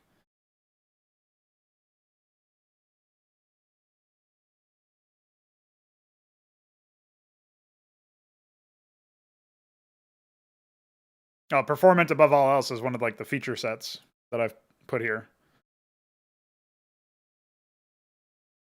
And, you know, I've explained specifically what I'm going for. I should probably update this a little bit so that it says, like, with most games or whatever, because I don't think the FPS would be able to meet that. But I guess maybe we'll find out. Like, there might not be any reason to pivot away from that. I'll leave it for now. We'll explore it later. I just don't see why games need to be resource hungry, especially when they look as bad as most modern games do, and they, like, even on good rigs, they still perform like shit. Like on my PC, the Halo Anniversary Edition occasionally just lags for a solid second. That's gotten me killed a few times. Like, not in multiplayer, mind you. It is in the campaign, but still, like, why? And then obviously it just looks atrocious, so.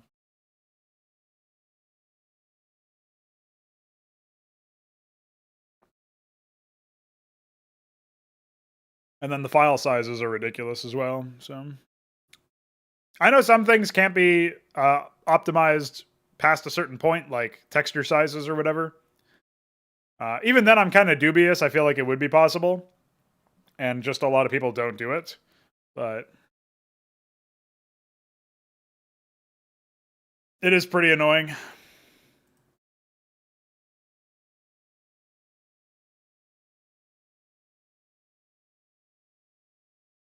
All right, let's copy over the core and make some more stuff.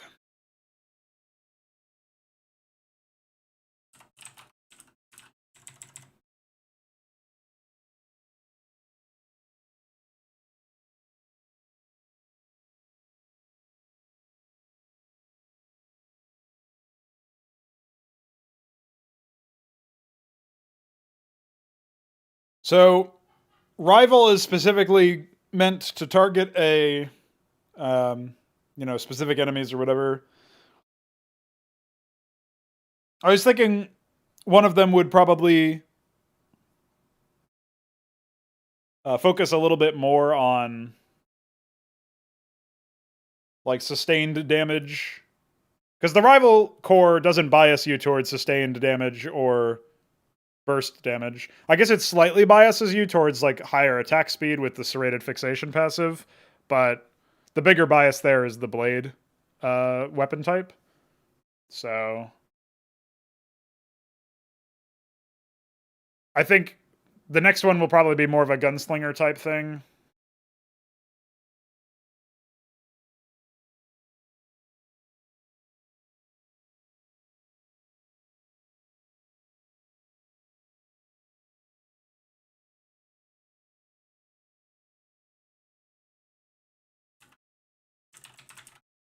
I guess we'll call it that for now.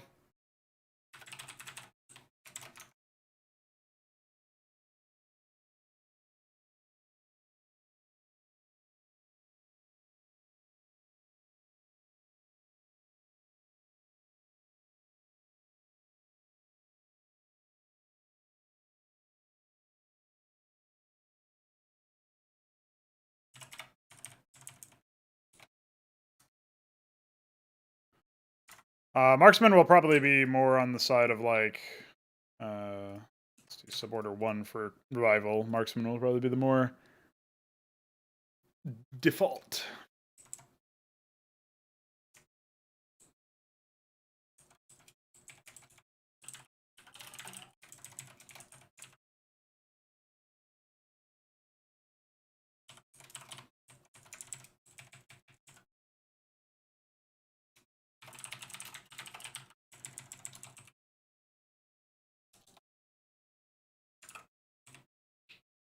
I put part of your message into the origin, aka the epic flavor text field. So I hope you enjoy that one, Wucker.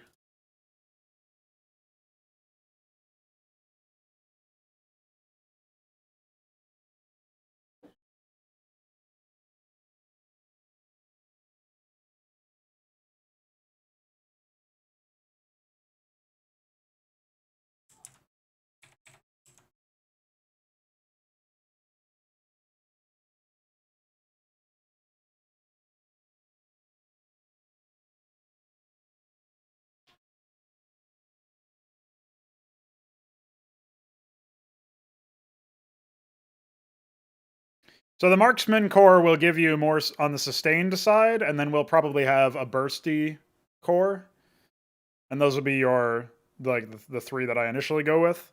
I'm not sure how many. I think maybe we can settle on like, this isn't just to avoid 3, I promise, but I think we can settle on 4 cores per item class. So like 4 for Nemesis, 4 for Massacre, and that could be like your archetypes. But I guess that might vary. I don't necessarily want to hold myself to that, but we'll see.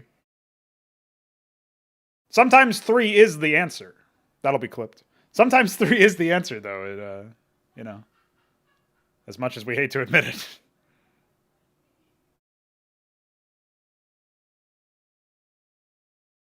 So we'll see what happens. I definitely think, like, so far we've got specialize in eliminating a specific enemy in the rival. Then we have specialize in sustained damage in the marksman, and then we have specialize in burst damage in the whatever the burst one is. Something like Headhunter, maybe, but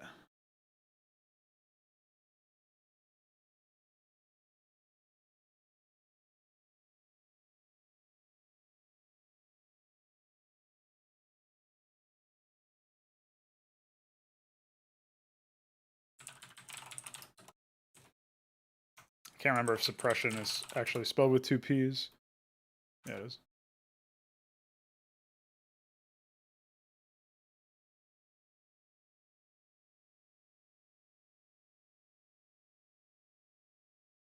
Hello?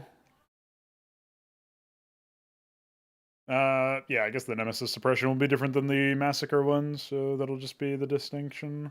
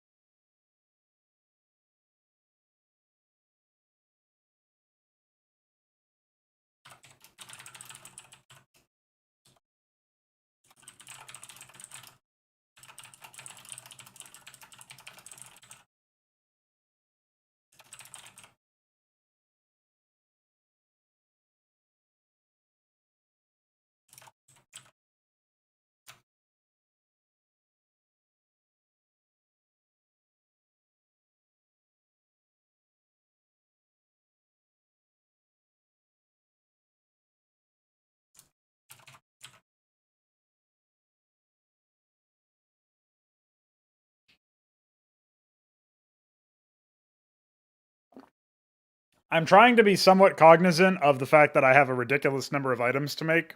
Well, it's not really ridiculous, I guess. I have an exhaustive number of items to make, and I don't want to blow my proverbial load on a bunch of really epic names for like literally tier 1 junk items that you're going to get rid of 5 to 10 minutes in. So I guess I don't really know how long they'll stick around for, but if there's going to be some memorable iconic name or something really complicated or whatever that sounds epic, I don't want to use it on the initial stuff. That'd be pretty I guess it would be fine, but it would be something that I'd probably feel like a missed opportunity or something.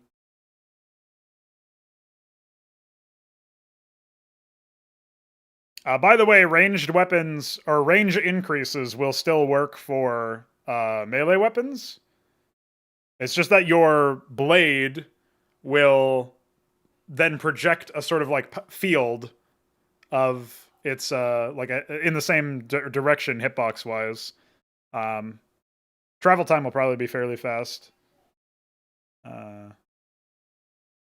So this you could theoretically take the marksman core and then pick up a sword is what I'm getting at.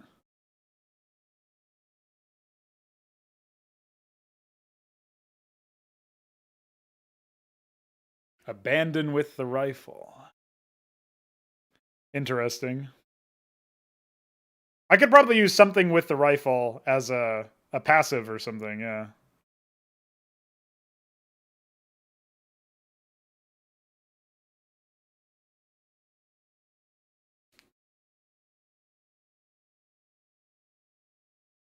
Yeah, I think I don't see a reason to make it so that some stat bonuses or passives or whatever don't affect certain classes of weapons. That feels lame to me. I guess the range increases do make it a bit weird for when, like, if you were trying to be a frontliner and you build some shit that increases your range, it doesn't really matter that you have a melee weapon at that point.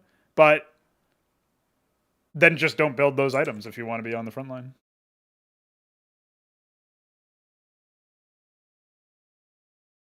You know what I mean?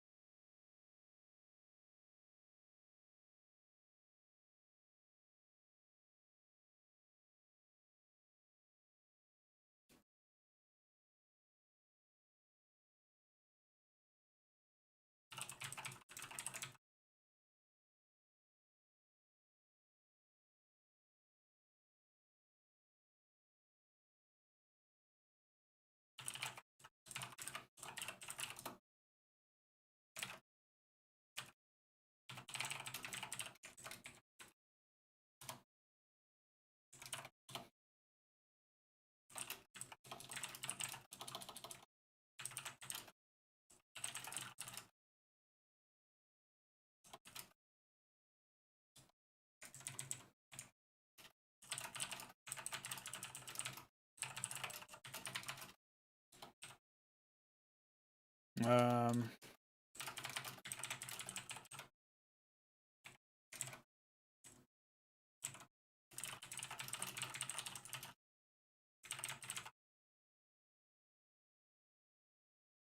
there's a way to word this more gracefully.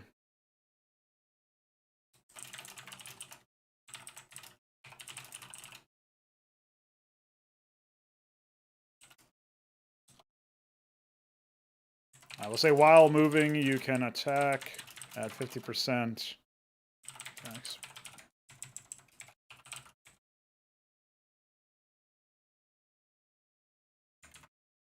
Something like that should be fine, I guess.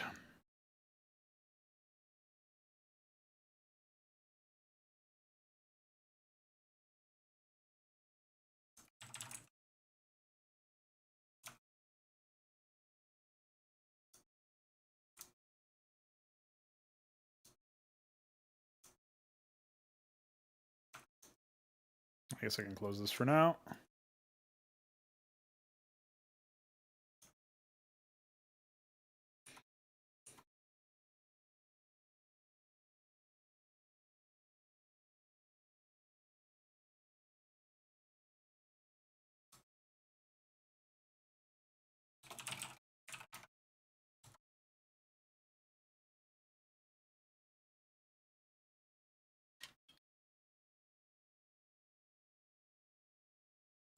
So obviously these two abilities, the passive and the active, they kind of work in tandem with each other, right? So you gain 50% increased attack speed during this effect, and you can still attack while moving at 50% attack speed. So they kind of cancel each other out, basically. What if you could attack without armor penetration? Oh, you'd probably like this item since it plays with armor penetration. I don't know if you've seen this already, Chalks. But it converts excess armor pen into bonus damage. So if you ever are fighting a unit that has less armor than you have armor pen, after the base stats plus all of the armor pen enhancements your stats might give you, then you can obviously deal bonus damage. Normally that doesn't happen, of course, but that weapon is gonna change that. I was also having some thinking about this. So these traits, these abilities, right? That the passives that are attached to items, they might be attached to more than one item. So you might get Abyssal Gaze on a pair of gloves, which means it would enchant, or just a glove, where it would enchant whatever weapon you had with the same passive, right? And if you had more than one Abyssal Gaze on, like, say you had both Abyssal Gloves plus Arable Tooth, then you would be converting excess armor penetration into 3x damage instead of 1x, because you have 3 of them, right? So.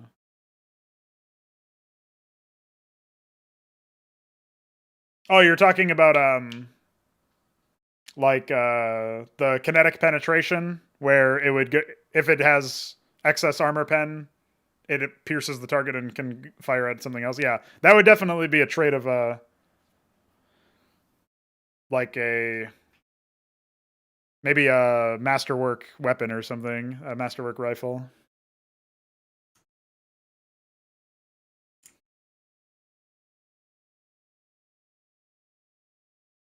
Yeah, I think because obviously it's less effective if you don't already also have other items that increase your armor pen.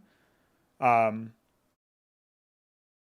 I'm also working on a concept in my head for stuff that would allow you to enchant any item with a specific passive.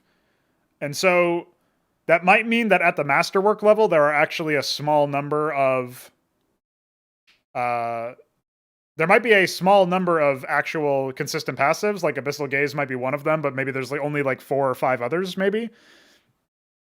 And then when you have these conduits, the idea is that you can enchant items with the conduits. And I wasn't really sure what that would look like. But the more I think about it, the more it might make sense to basically, like, it can turn a common item into a masterwork item, or it can, and, bestow upon it a passive that it would have. So if it's an abyssal conduit, it would give you Abyssal Gaze, as an example. Then maybe something like that could happen.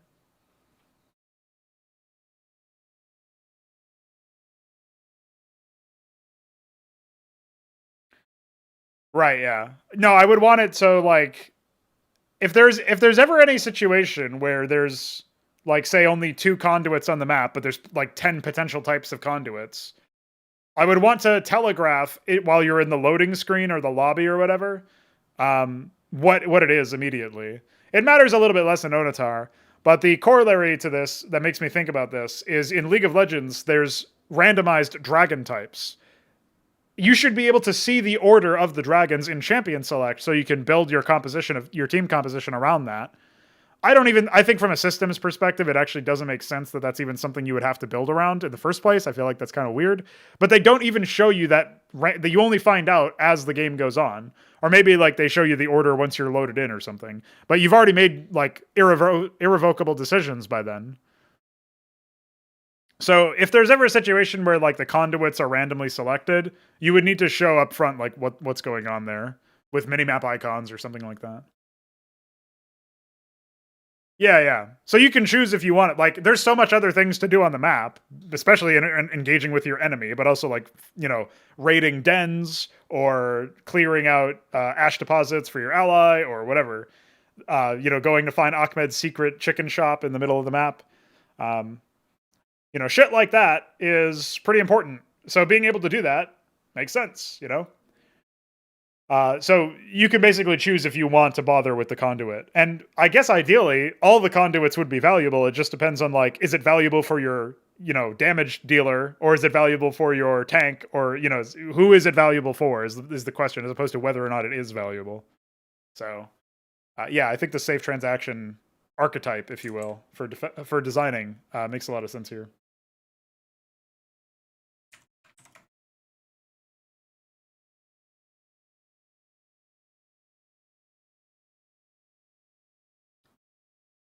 So I can close this. Let's go back to this.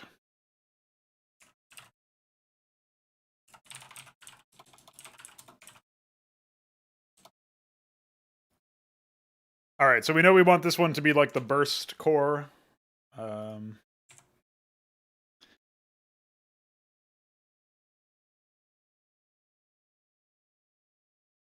I guess something that the burst core could do, since you were talking about playing around with armor pen, could actually mean maybe this core converts armor pen into raw extra damage or something. So basically, you don't have armor pen, but you like the trade off is you gain like whatever your armor pen stat is just turns into damage, which would be, I guess it would be beneficial in all cases. I can't think of any case where it wouldn't be. Well, no, I guess as you get to really high armor values, it wouldn't be. So maybe that wouldn't scale very well. But I guess it could be something like half of your armor pen is added to your damage or something. So you don't lose out on armor pen stat, but you gain a different benefit from it or something, an additional benefit. But I don't know if that would actually lead to bursting necessarily. Because I was thinking that the obvious thing for a burst is would be like some sort of charged shot, right? And then that would basically like, while active, you drain energy, and the more energy you drain into the shot increases its damage, basically. I'm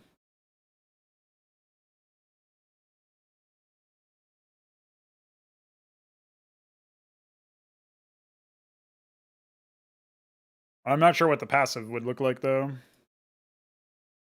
Because we already have marksman, so I can't really do something like sharpshooter, so it'd have to be like... Oh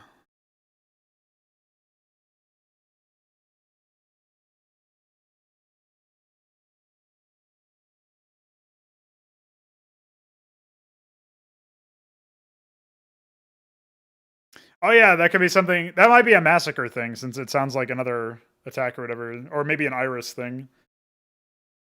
But yeah, I can see what you're going for. The separate hit might target a second unit or something.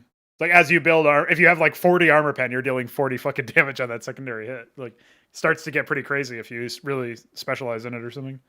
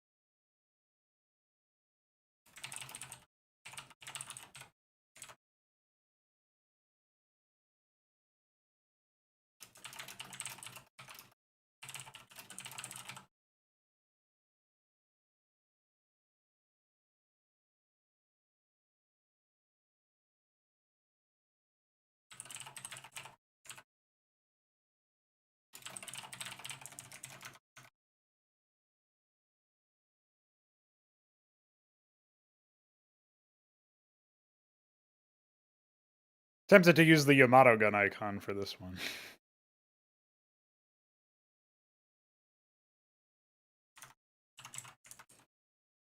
We'll do it.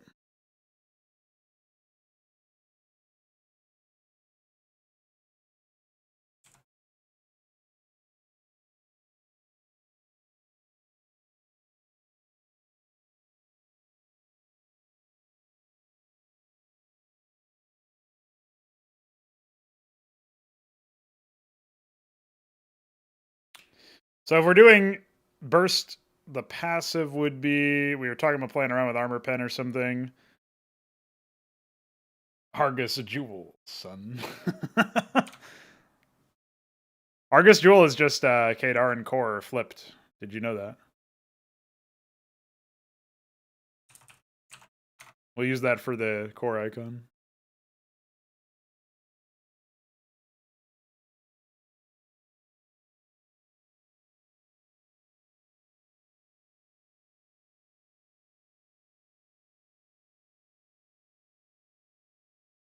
Kian, what's up, homie?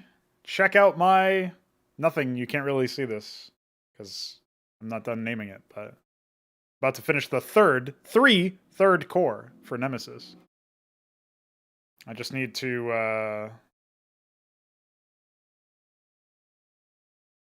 I think this is actually a really interesting one, right? So we'll call this one the.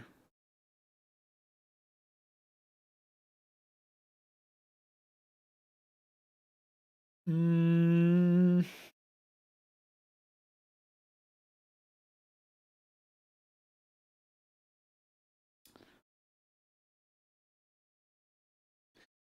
we have Rival and Marksman. This one is going to be all about like armor pen and specifically like piercing targets. So it will have that kinetic penetration thing. I just want to name it something more flamboyant. Yeah, Origin, I don't know why Veek named it that, but it's basically flavor text, yeah. Could be the field could be renamed to flavor text and it would make more sense, but whatever.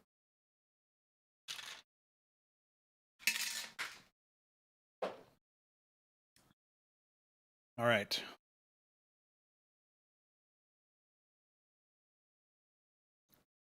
Like Origin is the field where in Cosmonarchy Brood War I would have like if I go to some random unit, designing a new demise. Like it explains the name or whatever. A pendant slot for the head. Have you considered different core text providing access to different supplementary slots? Iris, so that you had an antenna to helmet as opposed to having a pendant. Interesting. I guess like basically the idea could be that different maybe additional slots would be accessed based on cores. That could be an interesting idea. And you know what? Because I've been trying not to lose track of these, I actually have a commented out idea section here, which is additional core slots. So,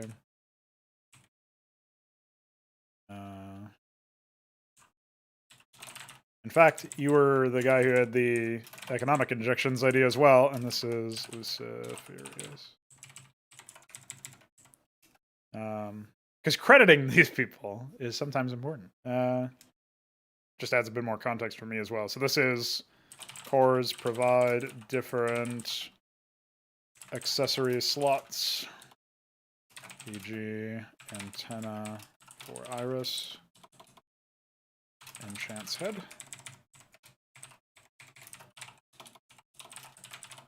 There you go. All right, so now I've got that written down. Yeah, I'll think about it. It would add more, like, obviously I would then have to make antenna slot items. So it would add overhead, conceptual, and also information flow, and like, and the information curve would be steeper. But it might be worthwhile to have like a couple of specialized items or something. Or maybe it would basically be like another, basically it would be like you can add another slot for like this is a funny example, but maybe the Massacre core gives you like 2 hands on each fucking, I don't know, like 2 hands on each arm and you get 4 gloves or something stupid. You know what I mean? Like you could imagine something where like the core gives you access to more additional slots of the same equipment, so that way I don't have to design new specialized equipment slots or whatever. Yeah, a third arm would mean another offhand and another glove, though, so I have to be careful about that. Because that wouldn't be additional accessory; it would be additional primary. So I'm pretty spooked about that.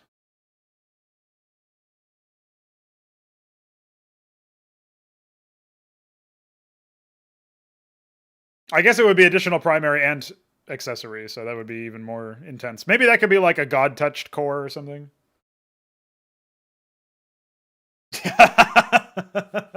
Your core power lets you put on a second pair of gloves for your first pair. I think there will be cores of different tiers as well. So you might have like a masterwork core that gives you more benefits or whatever, right?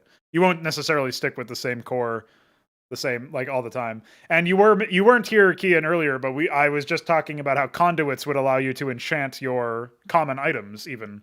So if you have an item that you really like the ability it gives you, but the stats are falling off, you could theoretically enchant it at a conduit, which would give it masterwork qualities and like an additional passive.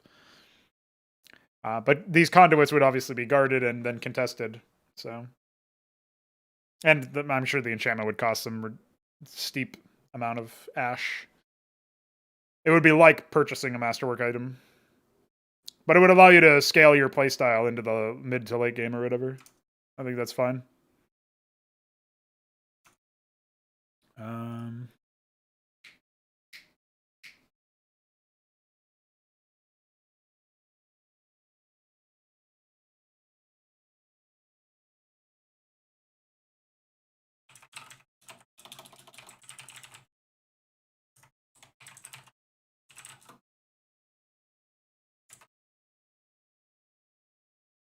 Wasteland feels like a little bit more towards Massacre or maybe even Firebrand, so I'll probably change this at some point, but that's the term that comes to mind anyway.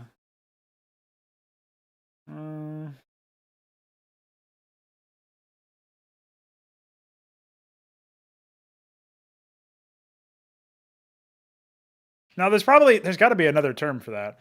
I'm thinking of a term that would tell people, like, sort of imply the idea of piercing a target or whatever. I've already used Abyssal Gaze, which is like a play on the idea of like, oh, he's seeing right through you, or his eyes are piercing your soul, or something. I don't know. Like that's the headspace I was at when I was designing the arable tooth. But this doesn't do Abyssal Gaze stuff, so I can't even use like Abyssal Core or whatever.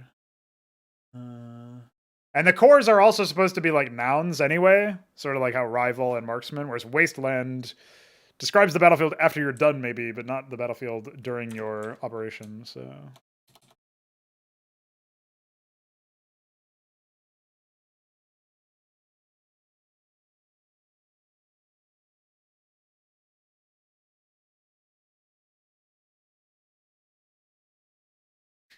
isn't there like a sword play term where you have like there's like obviously a thrust or a lunge?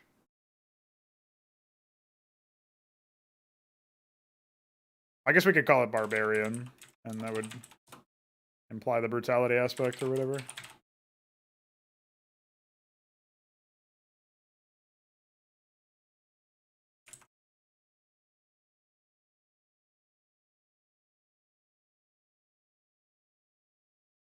Okay. This also has to be renamed to Supercharge.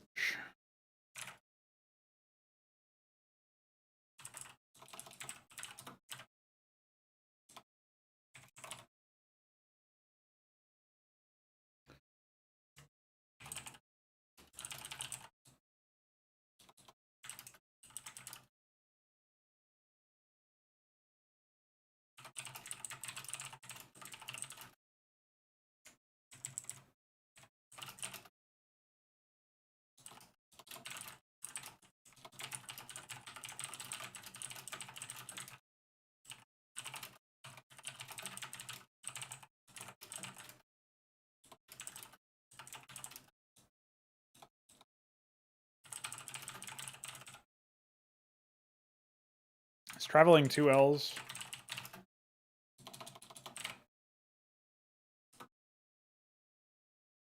No. Riposte is like a block technique, isn't it?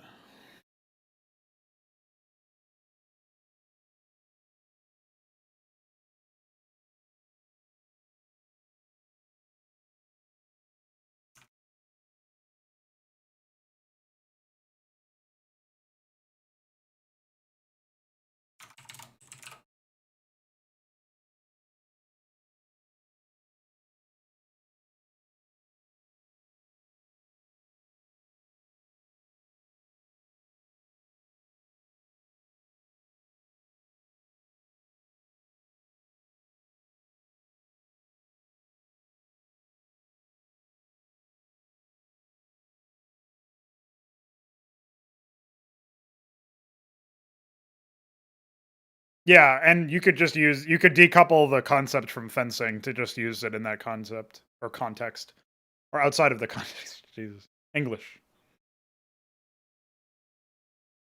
So if you were to deflect an offensive and then go on your own immediately afterwards in a military context, that would make sense to call that a riposte. I would not object to that.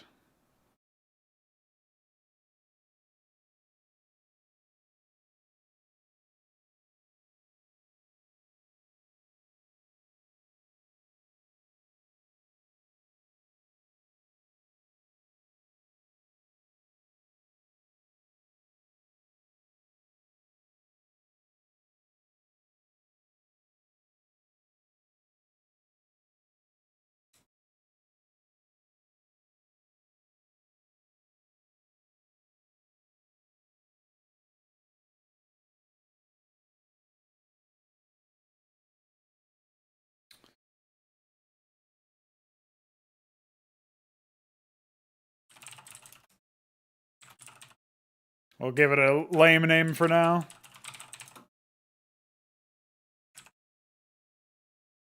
I guess I should say strikes, plural, to make it more imply the passive.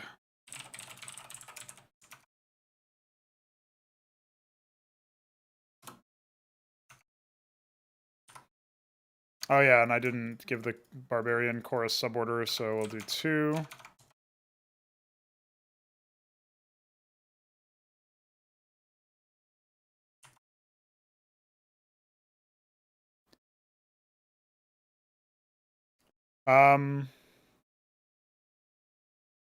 Can you elaborate on why that would be a concern?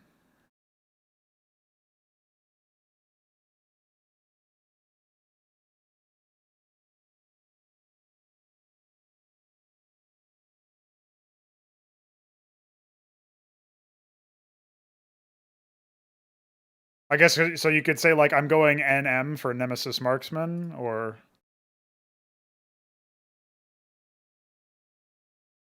I don't know that I'll actively consider that as an issue, but I suppose we can keep that in mind.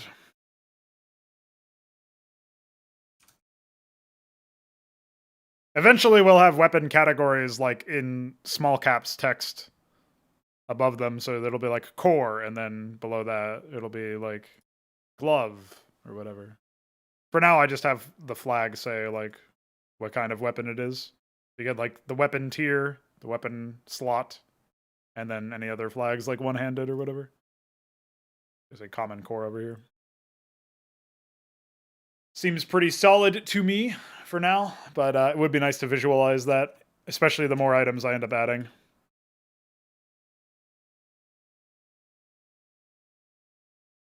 Yeah, I can see where like somebody says like starting NR for Nemesis Rival.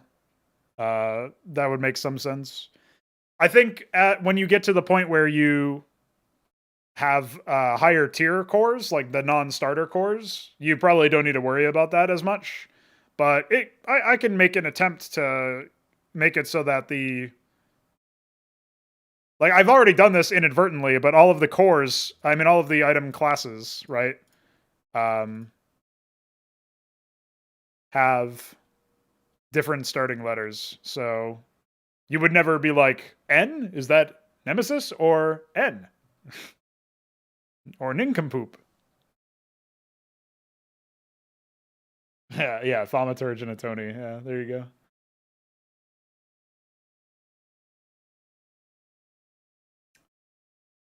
Yeah. So thankfully, all of these are already done that way, so I can just keep it like the way it is.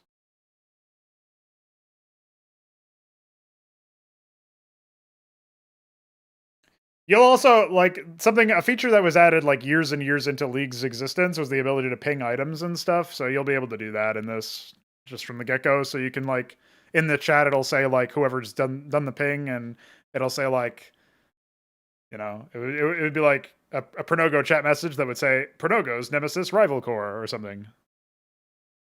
And so you would see that like, oh, it is owned by him. Like his avatar has it. So you'd be able to do that if you were trying to communicate what you had bought or what you were attempting to do.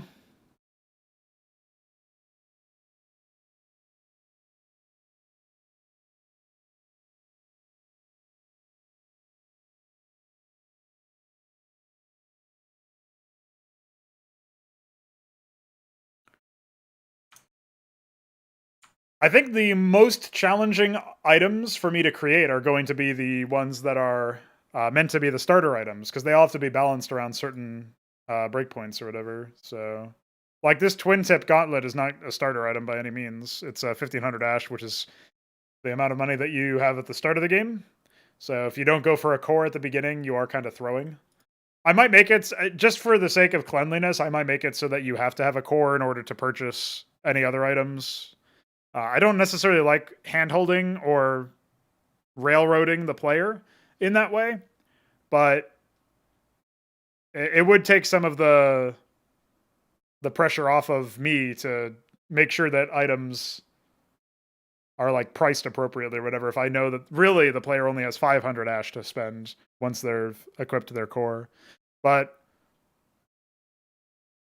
then you have to ask yourself, does it make sense to start them with any money? And like, what if the core is just 0? Veek was also suggesting potentially having 0 or like free items that could be used as like starters, and then they would be like super bad, basically like super limited. That way you wouldn't have cases where like somebody wanted to double equip, or you would provide cases where somebody could like grab a free weapon, but then have like starter boots and starter, something in the starter pants slot or whatever, or legs or whatever. So that could be a possibility I'd be open to, but you know.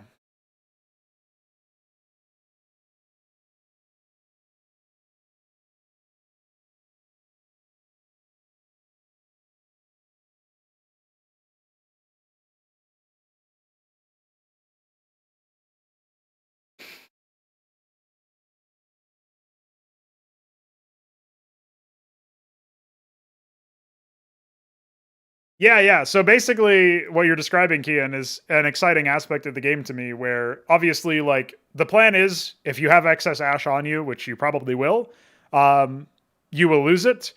But I also think that this is a red herring for most people, because most people are used to passive ash gain, and I don't actually think that will be something that happens. Let me see. This passive portion of Allied Obsidian, I think I'm actually going to remove this, and it will be.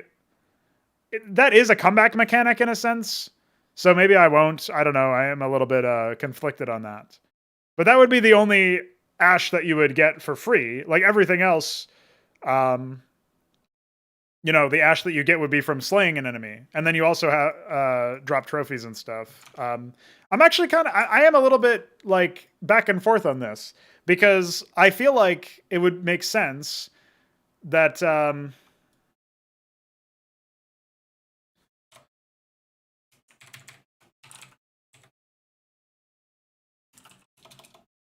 if the only way to make money from slaying supplicants is actually to collect their trophies and and sell them.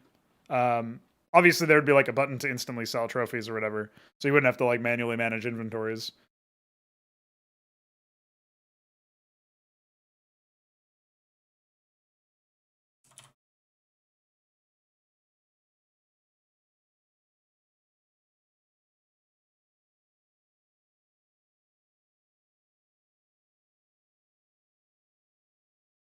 So stuff like this is, I think, pretty interesting. I mean, structure value in Ash. Maybe this also would drop a trophy instead. So like drop, instead of a trophy, we could call it something different, but drops several trophies.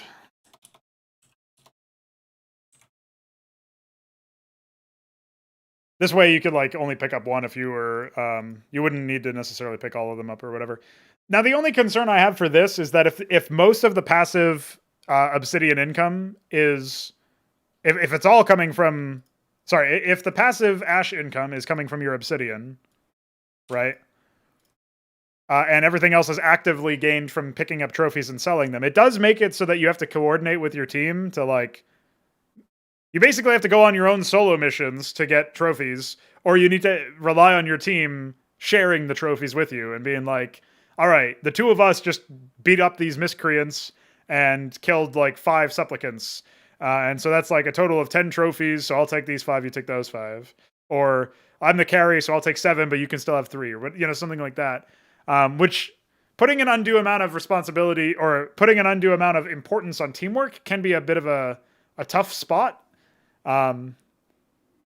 If you end up getting some selfish fucks, basically, like that might be a bit rough. Yeah, structures dropping like inside a, like, I don't know what I would call it.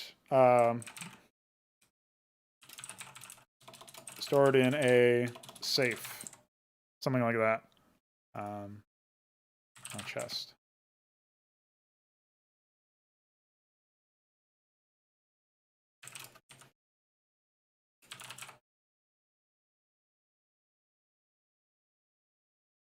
So yeah, I mean, I don't have any problem with this personally, but I know that if you're solo queuing, so to speak, you might get like the potential exists for people to be complete dicks about just claiming all of the trophies.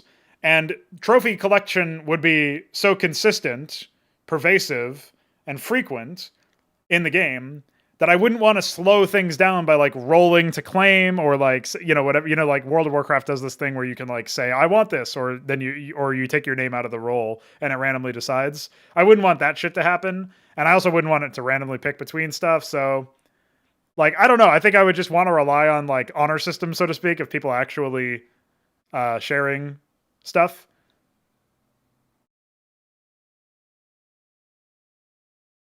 I'm not sure if there would be a carry limit on trophies. That is the other thing. I suppose it's possible. And then I guess trophies could expire on the ground with the corpse that they're attached to or something. Chests would never expire. And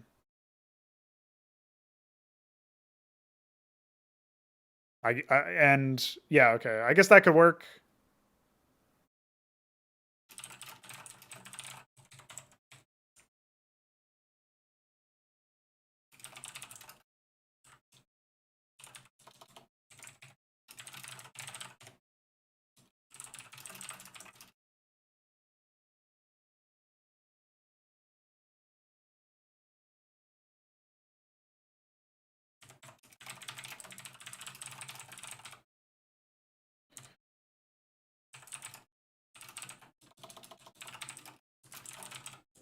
So we can say that maybe that timer will change.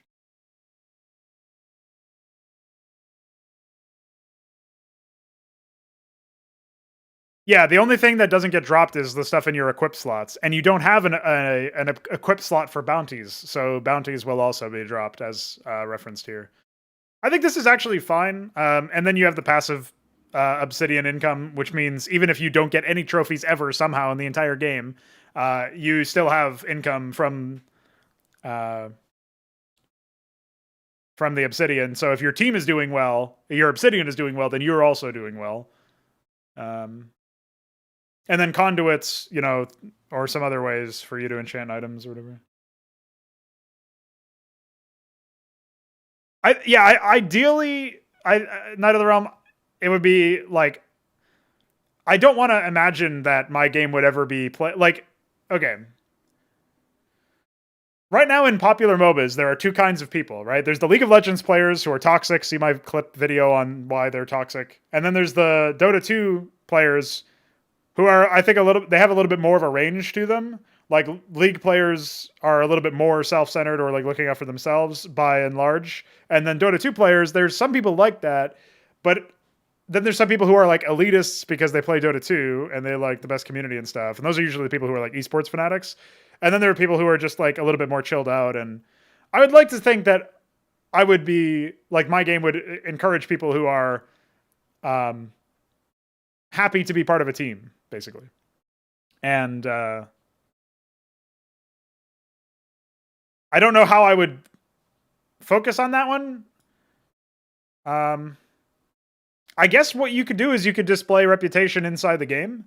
So, like, and you could like, add rep at the post game screen or whatever as many times as you wanted. That could be perverted by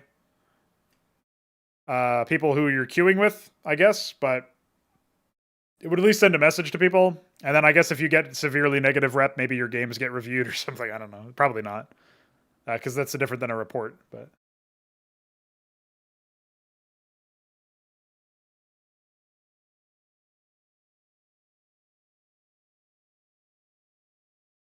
we'll see how it goes.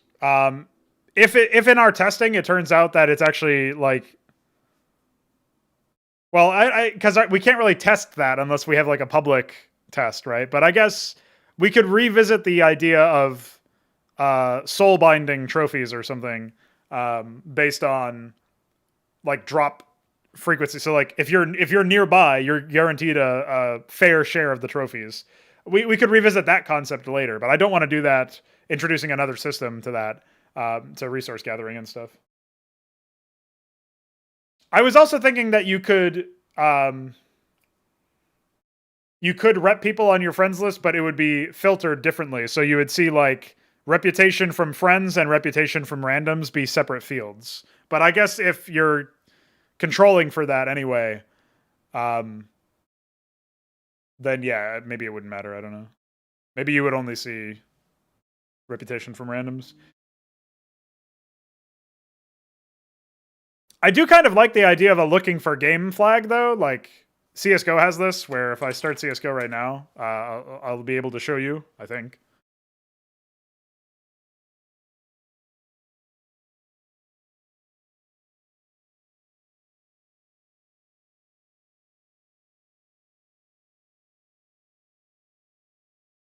Takes 15 seconds to launch this dated game.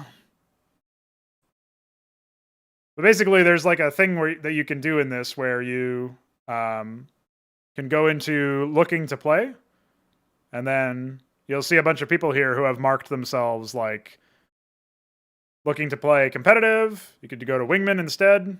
You would see these people, Danger Zone instead. I don't know. There's one guy, of course, and then Guardian. I don't even know. It's probably some operation mission or something. So I kind of like the idea of doing that, but I'm not sure how whether or not that would work out. But I've always liked an idea like that, where anonymous members of the community can find ways to get together, basically. So.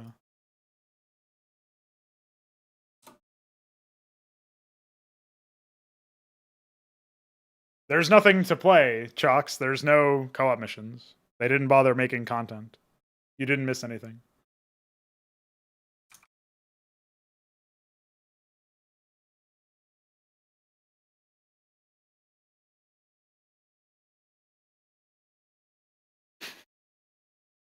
Maybe they'll add one at the very end or something, but they didn't have one to begin with, so. Probably not.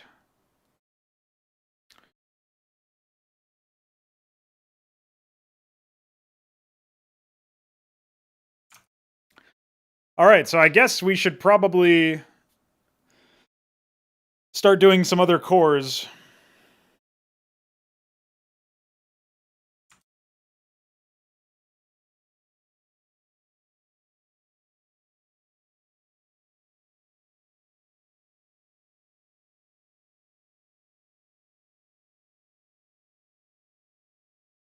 Oh yeah, there you go, Kian. I like notoriety.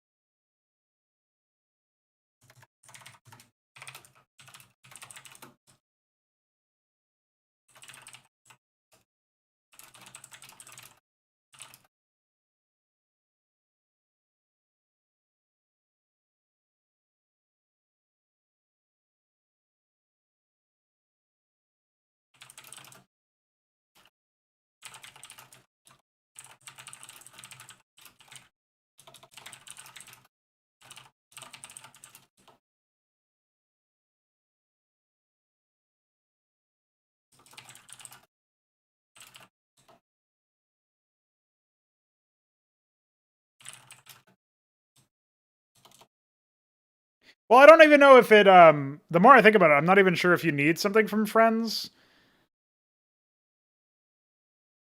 Um, I think we can just call it,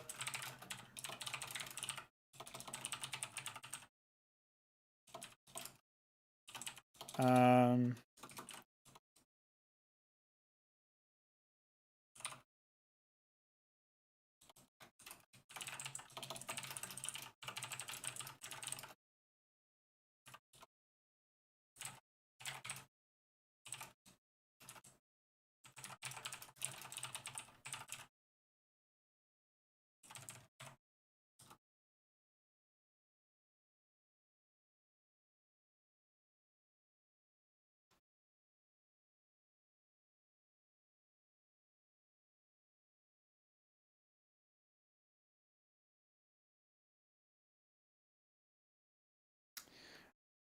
yeah, I guess, every player can, um,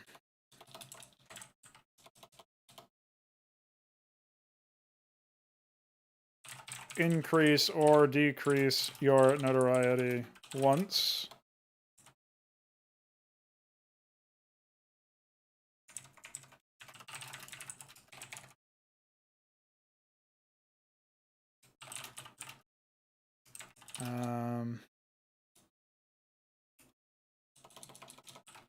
Your notoriety is displayed in game and right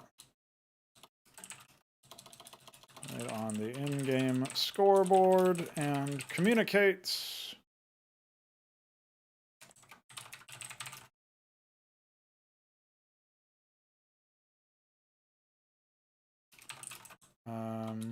This vote can be rescinded.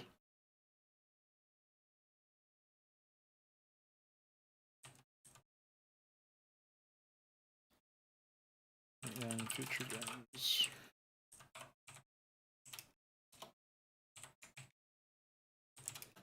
If you play with the same players.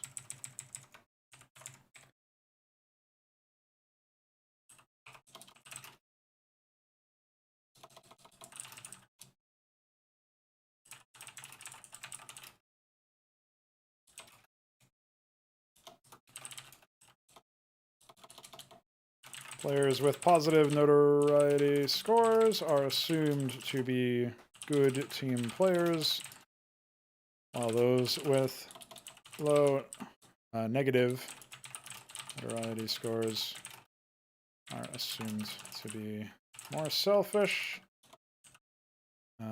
Over time, notoriety serves to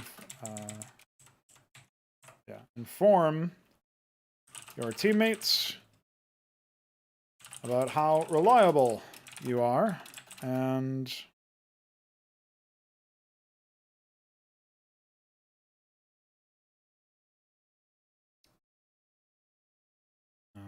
how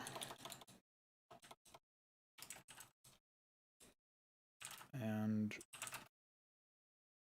what they can expect from you.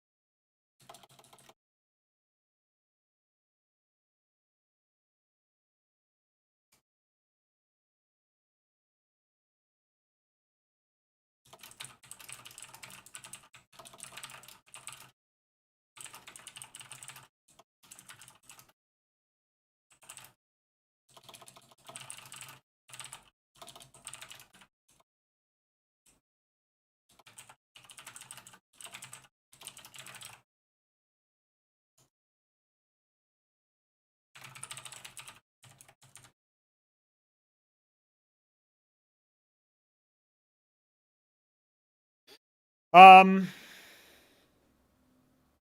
I think over a long enough time scale, any perverse votes will be drowned out by legitimate ones. So if you solo queue and like say for the sake of argument, there's a quad queue of 4 people and they all agree to brigade downvote you.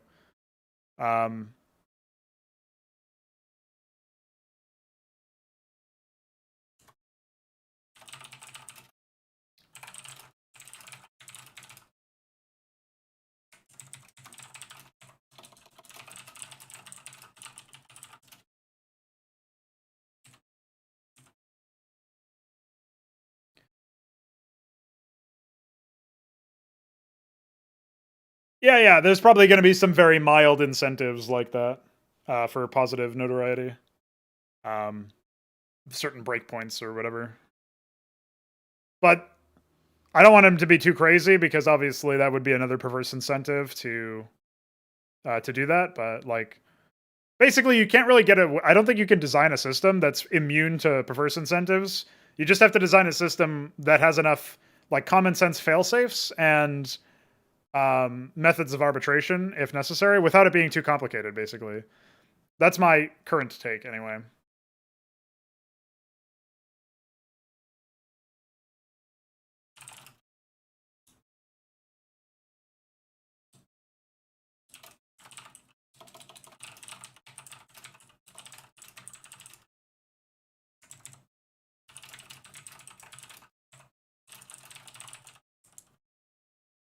I think resetting notoriety each season is a nice little gesture as well because it keeps things accurate to whatever that season is, and it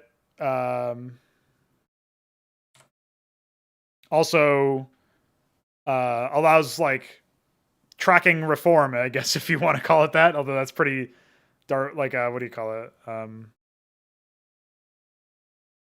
Like 1984 esque language, but Orwellian language.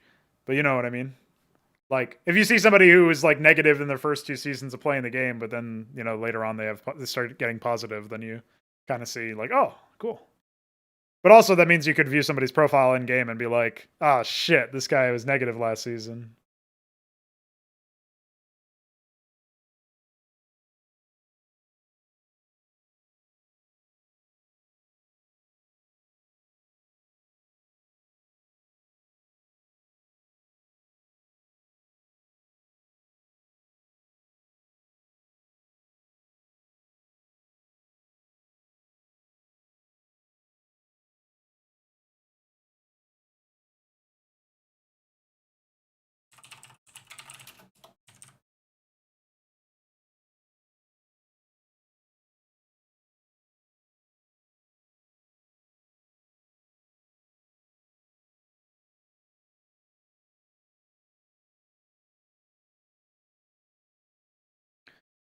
The other thing I was thinking of is obviously we want some sort of customization, right? Players can customize their visual appearance in minor ways. We'll say, including their base avatar in choosing from a few a number of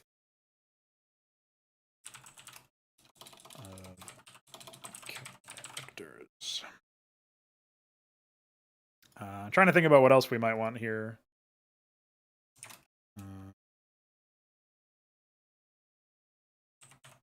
Okay, we'll say the following elements are customizable by players. Avatar model, avatar voice,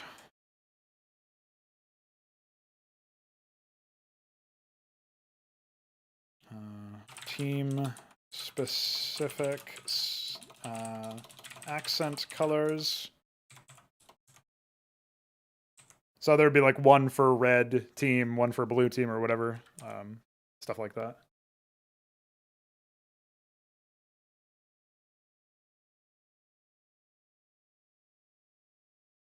Yeah, what do you think that would communicate exactly? That like you were either so overwhelmingly positive slash negative that you uh got like maximum notoriety or whatever? Because I imagine most people won't interact with this system, but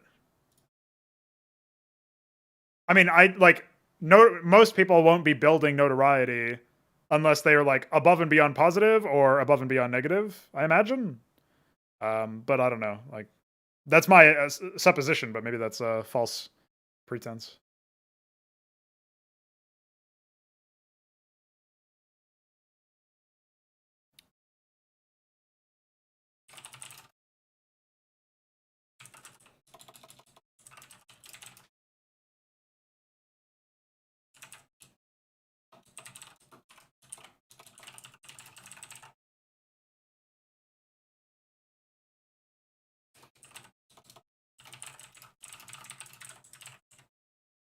I'm trying to. I don't really know if there's anything else.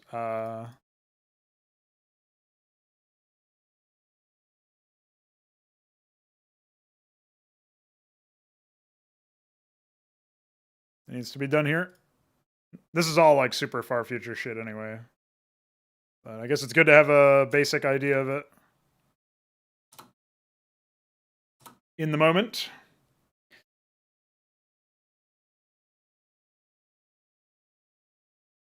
I want to work for another like 20 minutes or so on items before I bail out. I do have another stream to do later today where I'm going to be playing that shit Command and Conquer 3 game some more. But I I want to do some more item work, but I also have to use the bathroom, so you know. Yeah, I don't want any really overcomplicated Orwellian system for sure. Um,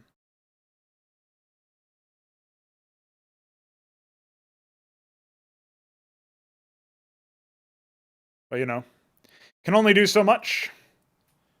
I still want to make sure that I give it a good try, but I don't want to assume the worst either. Like it's an interesting thought experiment, but I don't actually want to start designing systems that are meant to deal with like a worst case scenario where every player is like super toxic and everybody hates their experience, you know?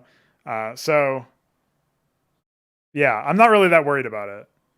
Like I'll even have, you know, I don't know exactly where I'll put this, but there will be commentary somewhere where it says stuff to the extent of like if somebody is if somebody's chat messages or voice messages are or voice chat are conduct are annoying you or otherwise negatively impacting your experience, you are encouraged to mute them, you know? And then if it's been that bad, certainly downvote them notoriety in the notoriety section or whatever. People really only need to worry about like actually reporting a player if they are like actively throwing a game or abandoning a game, which will automatically be caught, or cheating or something like that. I don't even know how. I guess you could script like in League to avoid skill shots and shit, but uh, yeah, that's probably the only other thing that would be there. So I wouldn't want to make League 2.0 anyway. But yeah, let me use the bathroom again. This one will be quicker than the last. I'll refill some water, and I will be back to get some more items done. Hopefully, some weapons and shit. BRB.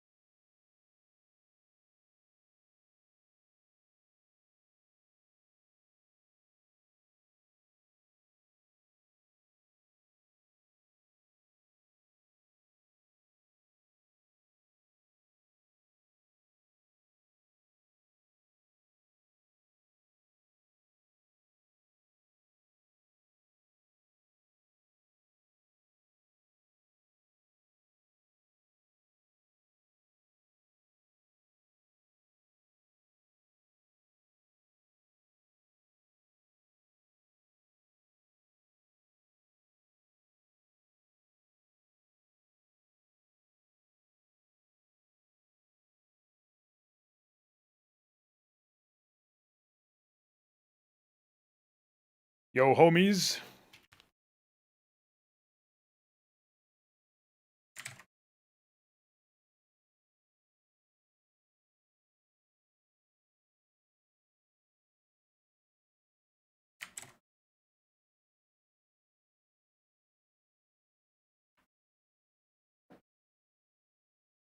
So, we here at the Council of Frauds must foment additional items. We probably need some very basic stuff, to be honest. We need stuff that's like, you know, gloves of haste style, just increase attack speed or whatever. Super basic shit.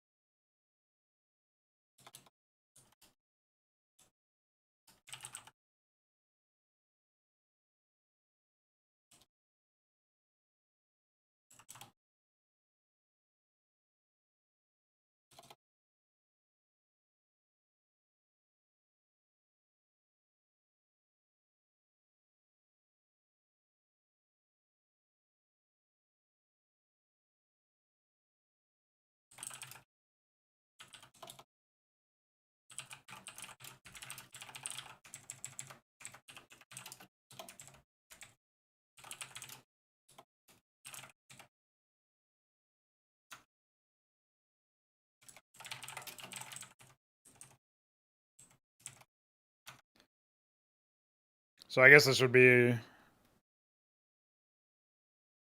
like,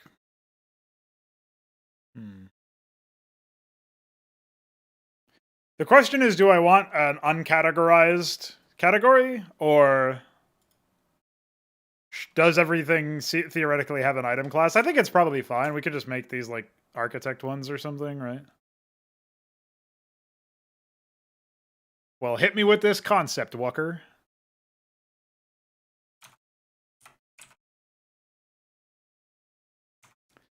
All right, now I need to figure out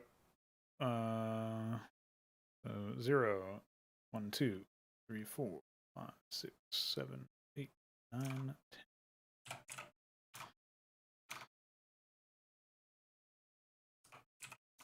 Isn't that order 2? Yeah.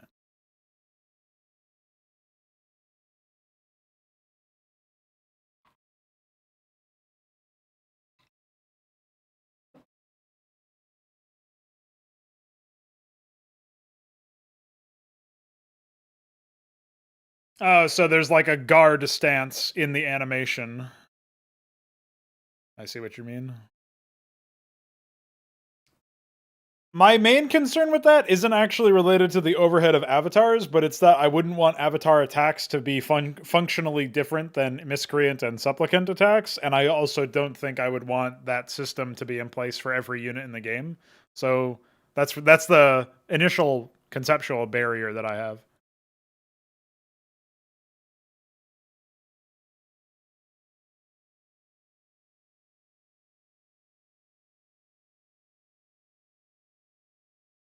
Well, all units would use micro, including miscreants and supplicants. Everybody is going to have like kiting and sort of group behaviors and stuff. So you'll never get like static enemies that just sit there at their maximum weapon range and attack you, or whatever. There will always be like behaviors that they do and abilities that they cast, or whatever the case may be. Oh, I need to pick a frame for that.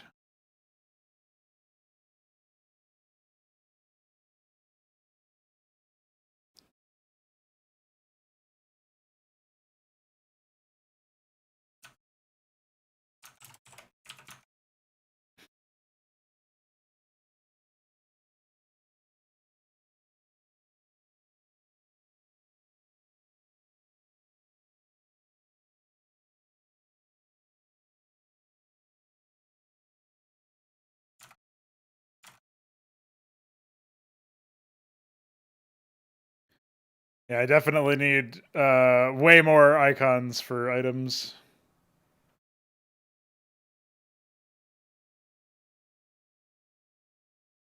Because these would be like the boot icon, but I need a greave icon, like a shin pad, leg armor.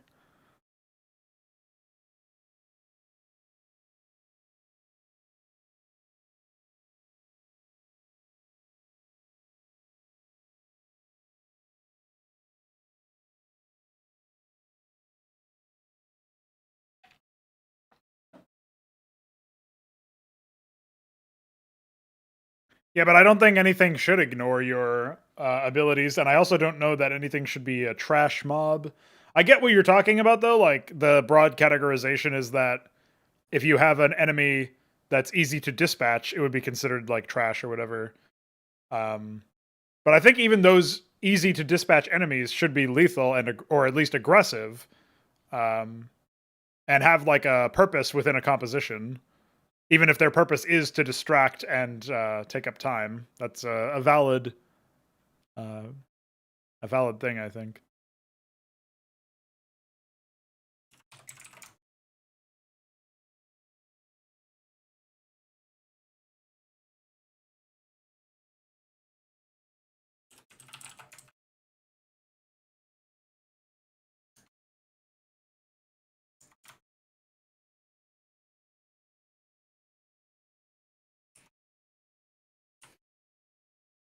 Oh shit! Long boy.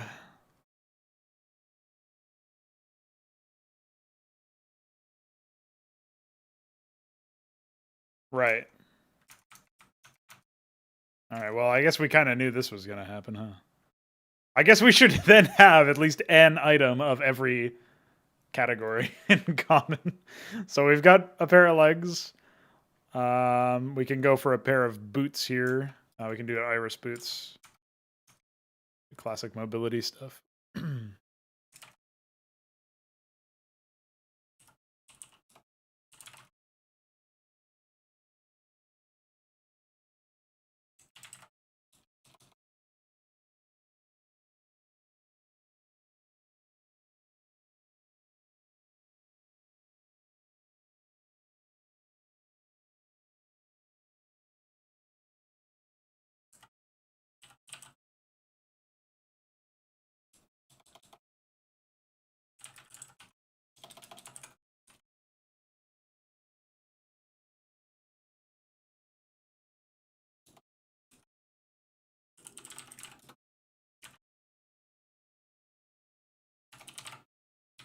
And then I think I also called this, didn't change this to legs.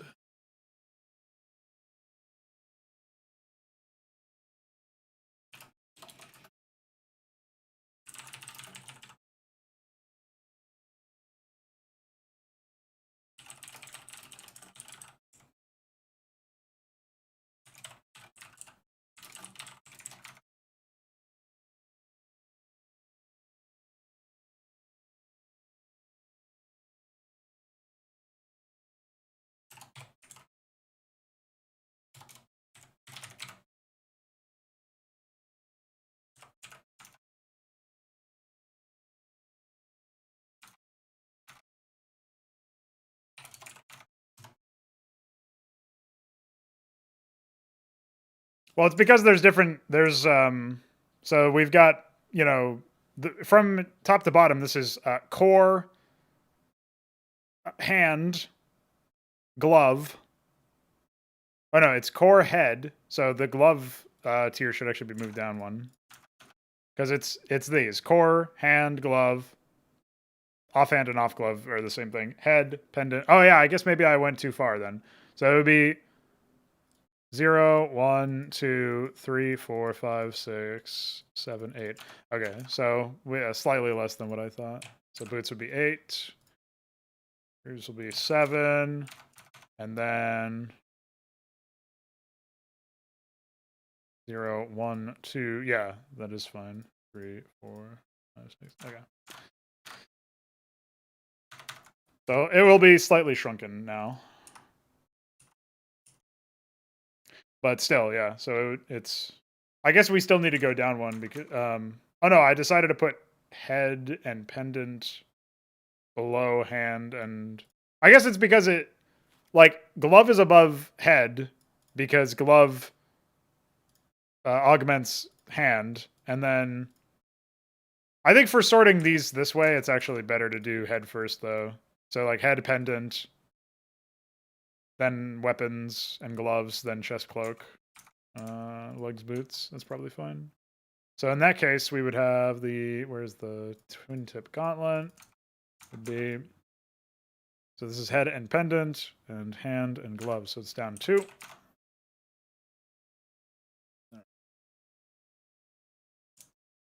And we can make a quick like cleaver type thing. I was originally going to sort these by cost instead of by category, but it makes way more sense to do it this way. It'll be way more elegant later on. No, I did not add a titty growth element.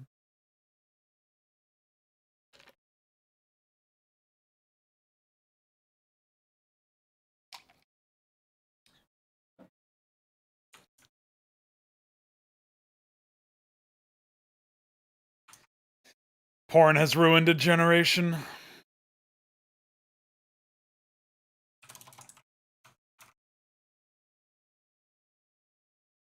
A lot of the figures for costs aren't necessarily going to make sense until we get more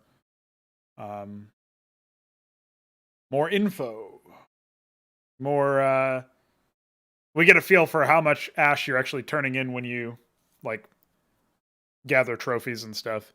I think like the average attack wave of supplicants would probably be worth say 500 ash total, but if you're splitting the resources, then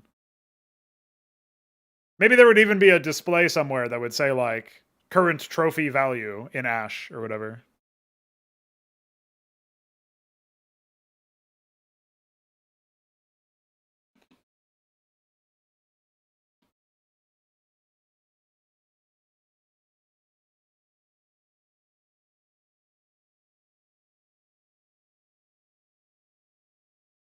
So if we take a look at this, we can do a quick weapon. I suppose I should actually grab the...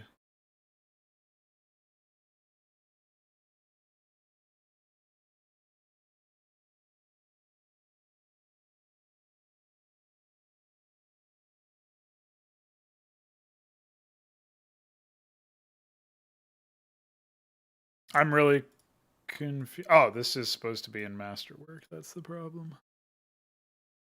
Yeah, so this would be... I didn't sync this yet, but so core, head, pendant, hand is 0, 1, 2, 3. That'll inflate that a little bit, but whatever.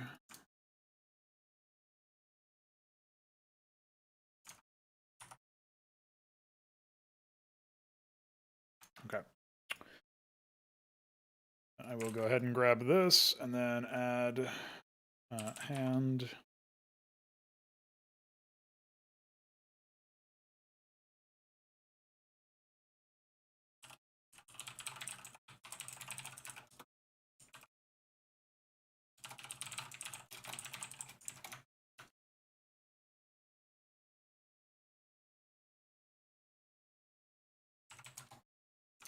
You don't have any prefab champions or abilities, so items give you all of the abilities that you will have, and all of the passives, and everybody starts out with the same base stats. So you have like a Diablo 2-esque item slot inventory, where you have items that only go in certain slots, and then you don't have an attack by default, or maybe if you do, you might have some basic starter gear or something, but that's like free and default, but then you replace it with other stuff. So when you actually change your weapon in this, it will change your attack. So anything can be melee or whatever. There'll be all sorts of stuff. But for the most part, your items are sorted into these different roles that you see up here. And then like item classes basically. And so people will begin with a core from one of the classes. Obviously, I've just started this game planning, so we don't have that many. But for example, this one gives the marksman core gives you range, suppression, which slows your targets and gives you increased attack speed, and then being the ability to fire while moving at reduced attack speed. So you can sort of scale towards your opponents that way, and then the suppression counteracts the. When this is active, you counteract, you attack at full speed instead while moving if you want. So there's stuff like that that sort of gives you an initial bias towards certain other gear and certain playstyles. But then you can just grab it, like if say I'm a marksman in the Nemesis category, right? I've picked the marksman core, but maybe I want this item that's categorized as an iris item, but it's still useful for me. So you're not restricted to any one path, which means like the odds of somebody having the same build order pretty fucking low. Like in the early game, sure, but as the game progresses, there's going to be so many other opportunities. I haven't played Ophelio, so I don't know. I haven't played since season 7 or something. The last champion that came out was Camille.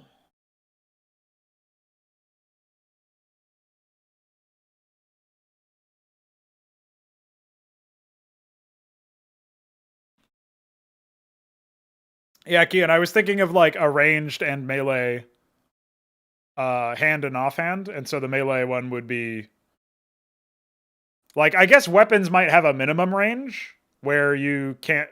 Well, no, I guess that doesn't even make sense. So basically, like you would basically stab and shoot at the same time if you were within range of both weapons. That's probably how it would work. That makes more sense. So yeah, your idea of starting with a pistol and a knife. That way, everybody always has a weapon. Because in my head, I was thinking like, what if you spawn and then you pick like you don't want to pick a weapon because you want like a starting boot and a starting something else, you know?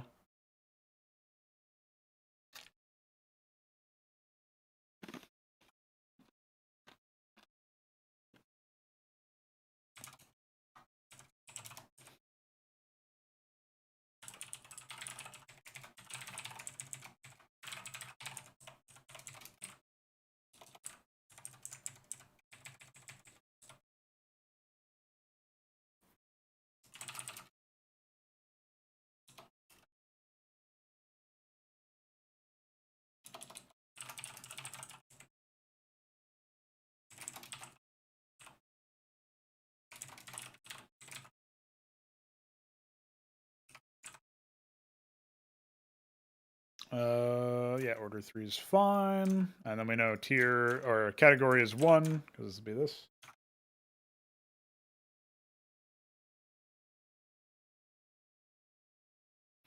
So yeah, I mean, I think the number of choices you'll have, not just with items, but in terms of like meaningful things you can do in game, are going to be way higher in this than in something like League, where if you really dissect the gameplay flow or the gameplay loop of being like say a jungler, which was my main role, and what I got to like high diamond, I got to diamond 2 with jungle in season 6. One of the things that I noticed pretty quickly is that like the jungle itself is like it might as well be an artificial game lengthener. You know what I mean? It's a hollow experience because the enemies behave not just predictably but boringly in a way that they're not competitive. They are just an obstacle for you. And especially at a high level of play, the odds of you actually losing to a jungle creep are like super low. So it feels like the whole experience is hollow because if there's no potential for you to lose, unless like obviously you don't ward and somebody surprises you by invading, then there's not really any actual. You're not really competing against anything. You're not really doing anything, right? It's a hollow experience. So what I would like is for my version of a neutral enemy to actually be a contested resource more often, to be guarding something valuable on the map, and all that sort of thing. So in Onitar, the main battlefield or whatever is going to be populated with a bunch of neutral enemies, or not neutral enemies, AI controlled units. So instead of minion waves that are just static and boring, we have organized RTS style commanders building up giant bases, which will in turn produce armies and stuff. And they can do more. They can build more structures and expand their defensive perimeter and stuff if you get them more harvesting locations to harvest from, right? which then increases the surface area of your base, which is going to add another vector for attack, so it's not without risk. But the idea is, if you can clear out some miscreants, which is my version of like jungle monsters or whatever, from the expansion sites, that will make it easier for your commander, which is called an obsidian, it's an AI, to build over there, to expand over there. So it's a little bit more of a return to the RTS roots of the MOBA, insofar as there's an RTS commander or player happening on the map. But you're not actively playing as that player. You're playing as a MOBA character, right? You're playing as a single avatar, is what we call them. So basically, you go from engaging in something that doesn't really have much of an impact and is just there as a rote task for you to do because you need to level up with experience and you need to get gold for items. In Onitar, there is no experience. The scaling happens from getting better items or enchanting the items you already have, which can be done through neutral objects that are also guarded by these miscreants, which means, and those are usually in contestable territory, whereas like there might be like a safe expansion that's harder for your opponent to reach, but has more miscreants there, so it'll be taking a dedicated force from multiple avatars to actually deal with. Like the corollary in League would be like, if you could spawn more specialized minions or larger numbers of minions, say the super minions, from instead of destroying an enemy inhibitor, you could spawn more of those if you cleared out an area of jungle camps that were guarding some more gold, and your Nexus could absorb that somehow and spawn more units or something. It's hard to draw a parallel there, but that would basically be it. And then you have a choice, like, do you go to lane and fight your enemy champions and their minions, or do you try to band together to sort of like group up and clear out this tough enemy force that you have to defeat? And then to take it a step further, the enemies aren't just going to passively engage you with their basic attacks from maximum range, like normally what happens if you think about like the red buff that like mindlessly attacks you, or like the crows, the chickens, they used to be wraiths. Like the other jungle camps, they're very, very basic, right? They don't have very complicated, sophisticated AI. In Onitar, all units, including the minions, so to speak, have this component to them where they will try to band together and like play around low HP values. So if one of them drops to low HP, he'll try to, you could say, hide behind his allies, so to speak. Or he'll try to like maybe reposition to escape your attack range and maybe run off and recover, or something to that effect. There will be abilities that these units have that you can learn about over time.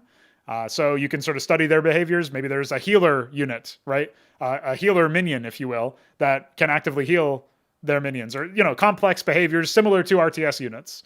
And the idea there is that there's actually deep gameplay to be had, even though you're fighting against AI, and you're not fighting against other avatars, other champions, if you're going to use League terms. You can still have deep competitive gameplay where they are actually engaging you. And it's sort of like a maybe an MMO style raid in a way, where you're sort of banding together to bring down this enemy. But the reward is that you get maybe more resources for your AI commander. Maybe you get more resources for you, because every enemy drops a trophy that you can then sell for in-game currency, which would be the equivalent of gold. And so, yeah, you get all this stuff where basically, like, you have a lot of decisions to make. You can choose to go out and immediately strike out and try to, as a team, defeat one of these miscreant camps, and thus secure your team an advantage going into the late game. But you're doing that at the expense of maybe the other avatars on the enemy team just band together to try to take down one of your starting outposts, which is where you would have defenders and stuff, right? And that would be like the equivalent of everybody going into the jungle to do something while a turret is attacked, right? So there's a trade-off there. So there's all sorts of stuff. The battlefields are way bigger. There's going to be more than one fucking map, you know. All the classics. Like, I think one of the defaults would basically be, assuming we still have a team, an average team size of 5, which I'm not 100% sure on. I think some maps will be smaller and there'll be a team size of like 3 or 4, maybe even 2. In some cases, it could be like a nice duel or a really small scale map. But my thinking anyway was that you'd probably have one player that's a dedicated scout in the early game, because you're not worried about losing out on resources or on experience, because there's no experience. And you might be worried about losing out on money, in the form of ash, which is our currency, our version of gold. But you can always pick up items later on and sell them, or maybe your ally might have some excess that he's still got, so he might pass it on to you because you can just drop items in this game. similar to like a Diablo clone or something where you could drop items in the ground. So like you could be sent on a dedicated scouting mission to go find out, like you buy the mobility boots or whatever. I actually just made those, so I should know the name of it. Nimbus boots. You could buy these, which gives you, apparently I didn't add the +1 movement speed. Where is it? Oh, it is here. I don't know why it didn't work. Probably have to tab it again, maybe. Anyway, the point is, you could get like these boots to give you +1. Doesn't sound like a lot, but this is 1 tile per second, so it's pretty, like your normal movement speed is probably like 3 or 4, maybe 4. So +1 is like 1/4 of your movement speed, like 125% increase, right? So, or 25% increase. Math is not my specialty, but you get the idea. So yeah, it's all based on item choice, and even like the idea of lanes isn't necessarily accurate because depending on the map, there will be different avenues, right? So like, I'm trying to think of like an example that I could give for this. I'll pull up a map that I made recently for an RTS, and I'll talk about some of the similarities. So, I think about like what might be a common one. So, this is StarCraft 1. Don't worry if it looks very confusing to you because you might not know about it. But so this is a start location, right? So you could imagine that this area right here has like resources, which are what these crystals are. This is also a resource, but don't worry about that because there's only going to be one resource in this game. So these crystals are the resource. You've got worker units that harvest the resource and return it to this big structure in the middle, which is what is the town center. Each faction will have a different kind of town center and different kind of worker. And so the more resources he gets, the more structures he can build to build more units, which can then attack more. And the maps aren't necessarily going to go look this complicated, but basically, like if I were to take an image of this, and I did like this, and we could open up in Photoshop, and I can like draw some of the lines or whatever.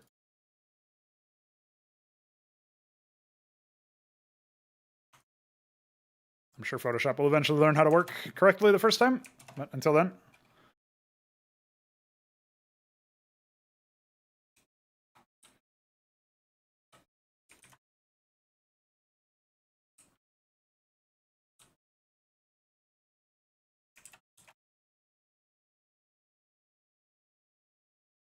Not really sure what is up with the...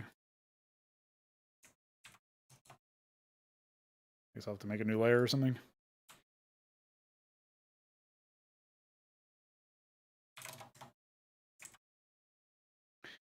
We have a problem, Houston.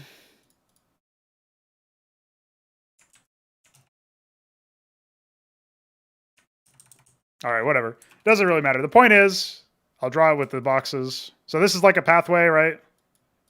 What I'm drawing now. So if you wanted to take an angle of attack into this base here, then you could go from the right over here, where there's all these other structures. You could go in here. You could flanking, go around here. You could go this way. You could go down here and then up here. You know, these are all ground paths. There'll also be air units, flyers, that don't worry about pathing in the same way. So basically, the point is, there's going to be a lot more variety to the weapons, or to the maps themselves, and the ranges that they have, and the different things that you can do. So there will probably be like the maps aren't going to be that complicated, probably, just because I do want to keep them somewhat simple. But there will be some maps that are more complicated than others, which then give you more opportunities for like, here's a very distant path that might seem like there's less of a reason to go there. Like in League, the map has like top lane and bottom lane, which are more roundabout ways to get to the enemy nexus than mid lane. But the reason why you would go top and bottom lane is that it's just another angle for you to pressure, and you can then pressure one of the neutral objectives in the middle in the river. So in a map for Onitar, you might have a situation where you've got a top lane and a bottom lane, so to speak, but they might be, you know, at the apex of those lanes where things meet. You might have like another base, another expansion site to take with more resources, or you might have some other neutral object that enchants your weapons, stuff like that, right? So there's all sorts of stuff there where you'd want to contest this territory, but you also want to have a focus. So, and because there's so much stuff to do on the map that isn't even related to your enemy team, it might be related to the miscreants, or it might be related to, you know, maybe like theoretically, like, so this is something that you can never do in League, right? You can never like weave your way through defenses and attack an inhibitor, because the inhibitors are invincible until the defenses are dead. So there's not going to be anything like that for Onitar. Every structure in the game can be attacked at any point. You can attack our equivalent of the Nexus called monoliths. They have turrets on them, but you can attack them from the beginning of the game if you're there. So there will be no reason for you to like avoid doing that. So if you're like an artillery class, or if you have a lot of artillery class items, you could theoretically just walk up and start attacking like a random tower equivalent, like an outpost. You could just start laying siege to it by yourself if you wanted to. So you could go into a lone wolf strategy where like the rest of your team is holding off an attack because you've scouted it. So you've got a scout player and then information gatherer or whatever, and then you also have like some other stuff. So you've got your wave clear type class that can kill the enemy minions, the supplicants, their enemy armies, and you've got like an assassin type class that can deal with enemy avatars, and then you've got your scout class that's also doubling as like combat disruption. So that's your squad in the middle of the game, in the middle of the map. And then you've got like the artillery guy and maybe the base defense guy. And the base defense guy is off somewhere else holding off another assault, and the artillery guy runs off into like the middle of the map and flanks a base and like starts taking it out, or starts intercepting enemy reinforcement waves that are coming from their production facilities that are continuously built up over time. Yeah. I mean, like, basically, I'm trying to give the player a lot of choices to make as a team and as an individual. So that is a core sort of identity aspect of the game.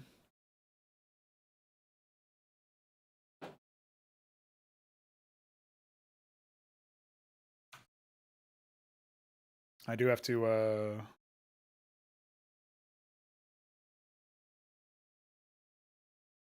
add another folder here. Unfortunately, the UI of this program is not very good.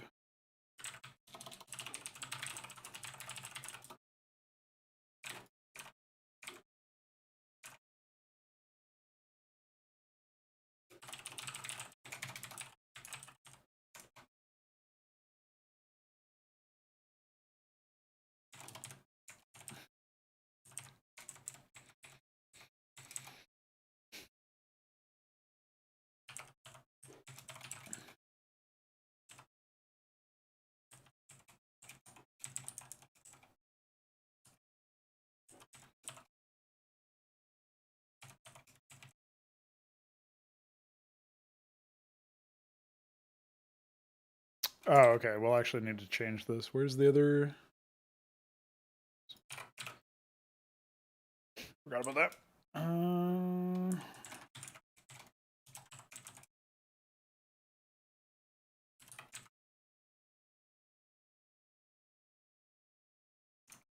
I had some description of this in the RTS documentation, but I forget what the verbiage exactly was. I guess we should do MOBA. I think it was a Keltar unit.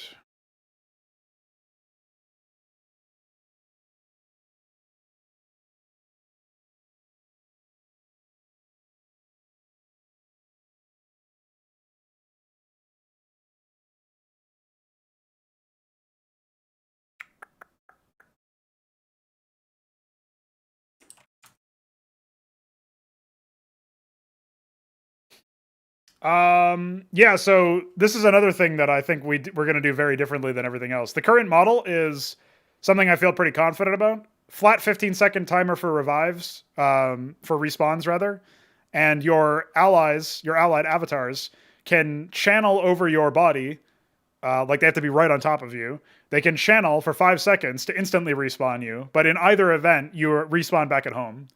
You do have a very fast-acting teleport that you can use at any time to travel to any allied structure, which is how we're going to maintain Defender's advantage. But if you happen to be in combat and you need to teleport back to go buy some items or to turn in your trophies or anything like that, anytime you get damaged, this will be interrupted, which is like League's recall. The main difference is that instead of waiting 8 seconds, you only have to wait 2. So you have a very small window to interrupt somebody. But because mobility is going to be pretty high for everybody, It will definitely be possible if you are within like the same screen space as an enemy who is trying to teleport and they just start it and you see them just start it, you could probably intercept them. Like odds are. So unless you've been slowed by something, maybe. So the main deal is that you can teleport anywhere you want. That happens to any allied structure. There might be some like I'm not sure if we'll have wards. We probably will, but I don't know if you'll be able to teleport to them. I think irises will be dropping a lot of wards in general. I guess maybe they might count as structures internally or whatever. The main idea is that we want all of our rules to be consistent and easy to extrapolate, so you don't have to worry about like I can teleport to this thing, but unless this is true, like I don't want it to be some weird like situation where the system has an exception to it that is not very intuitive. Unlike in League, where you can teleport to a unit, but with a summoner spell, but they become invulnerable. I guess this is like League when it comes to towers. You can teleport. You can channel a teleport on anything, but if it gets blown up, then obviously the teleport gets canceled. So that matters less when you're in an area where there's a lot of buildings. But if there's only one, and somebody like attacks the ward or the totem or a deployable turret that your architect item class player went for and dropped down so you could teleport there, and it blows up beforehand in that 2-second focus, like that's some counterplay to it. If you're you're laying siege, so you have to be. You only have to be careful about it sometimes because obviously if there's like 10 other structures for you to teleport to, fine. But you can still delay it at the very least, which I think is still going to be healthy for gameplay. The main thing is that this allows us to have really large maps without making it so that the player spends a long amount of time walking back to lane, so to speak, right? Like you spend probably like, I would say, I don't know, like if a game goes on for 45 minutes in League, you probably spend like at least 4 or 5 minutes of that just walking, waiting for your champion to get somewhere. I'm fine with there being low action moments, but I don't think the reason for that should be that you have to walk back to lane. I think it should be like you're waiting for army rotations or, the other avatars have fallen back to go buy their stuff or whatever. There's going to be natural lulls in the action. But still giving the player the option to teleport to any allied stronghold, I think makes total sense. Yeah, I mean, 15 seconds or 5 seconds if you've been revived is pretty forgiving. It doesn't that timer doesn't increase with the length of the game because I view that as basically the developers saying, we don't know how to make it so that you can close games out. So we're just going to make it so that you have no competition after a certain amount of time because it takes them a minute to respawn. I view that as pretty lame. So instead what you would do is you have a small amount of 15 seconds is comparatively pretty small to be completely out of commission and not be able to do anything. I guess you could buy items or something, but well, no, you can't really because you lose all of the ash that you might have had. So you can't even really do that. But yeah, so in a situation where you can only sit there and watch, max 15 seconds is not that bad, I think. But it also means that like if you wipe a whole team in relatively short order, you now have impunity to rotate somewhere and really blow some stuff up, right? And the items are going to get good and like powerful enough in the late game, the mid to late game, that not being somewhere for 15 seconds is going to allow you to is going to cause you to lose the game if the enemy team does it well. So basically still I'm going to give players the tools necessary to close games, and then I don't need to worry about like games becoming too sloggy or wars of attrition because you respawn so quickly, you know what I mean? Even the game flow of actually defeating an enemy avatar in Onitar is going to be really interesting because say you're in a team fight and it's like a 3v3 or something, like a skirmish. If one avatar dies, you can't get any benefit from that. You don't get money for that. You don't get, obviously there's no experience. You don't get that. What happens is they drop a backpack, which never expires. So it can eventually be picked up by, as many players as like whoever is there, ally or enemy. And that backpack will hold all of their unequipped items and all of the ash that they had on them. So this would be like if you dropped the gold that you had when you died in League. You drop that on the ground, it could be picked up by somebody. So now in an ideal world, your teammate would secure that and then give it back to you. They might just take it for themselves. That's a potentiality. But if your teammates can't get to your corpse because you're like the frontline player and you went in, then suddenly your enemies can take that and they can sell your trophy for additional ash. So like an avatar trophy will probably go for like 500 ash or something pretty substantial for a single trophy. What's up, Balethal? Yeah. Basically, I don't want situations where they have to spectate for like a minute and a half, like at least 60 seconds in the late game. It is ridiculous. I think again, it goes back to giving people more opportunities, right? More choices that they can make. So,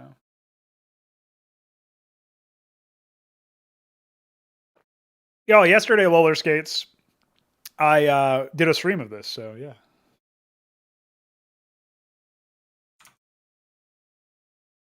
I think this is ready to go. I don't think I need to worry too much about anything else. We'll go ahead and pull this. I'm trying to fill out the items. I'm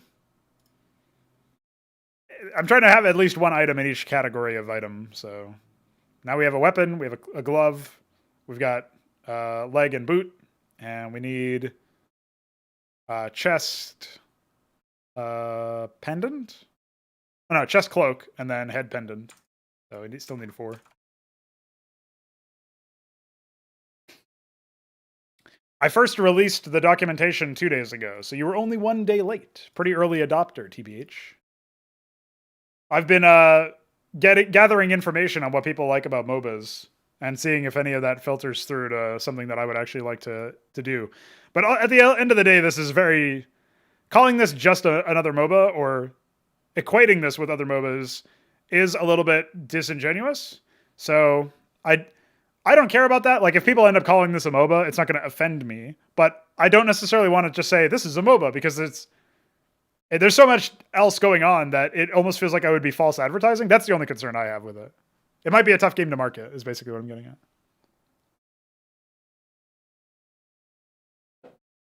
God piece.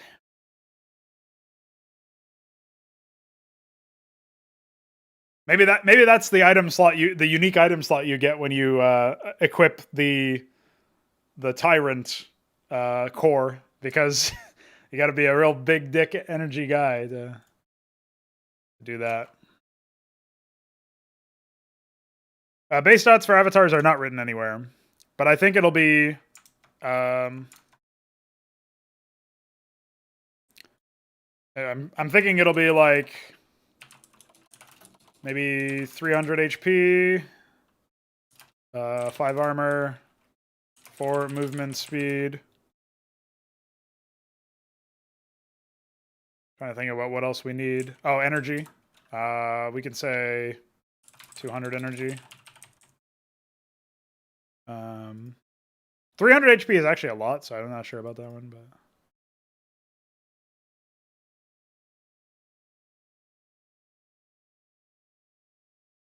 Well, the items that just edit stats are like pretty easy to redesign. I don't know how much risk I'm at by not defining this early. So I'll play around with that later. I guess I can add that to the avatar section.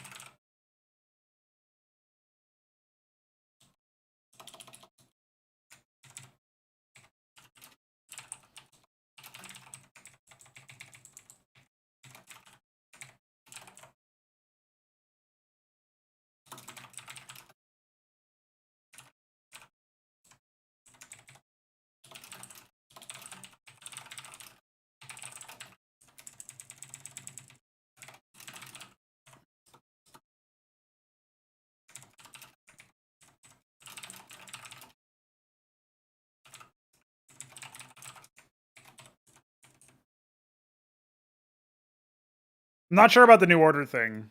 I guess we could say or if manually canceled.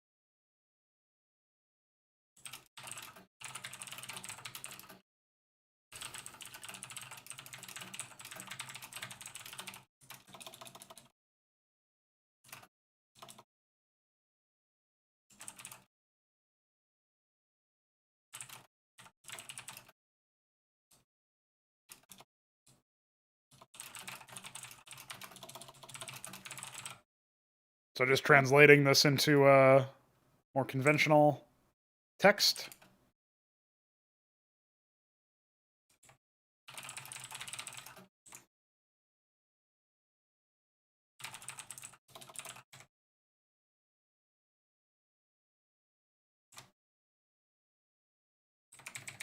Say in custom games to specify. I don't think there will be AI controlled avatars in competitive, but maybe if somebody disconnects, then they might. Miles JKS G2 Malik and S attack on Nip. Yeah, well, that's what happens when you lay off the gas. What's up, Viker? I made some items. I'm gonna make some more in a sec, and I was just codifying some of the base avatar stats. So we're thinking like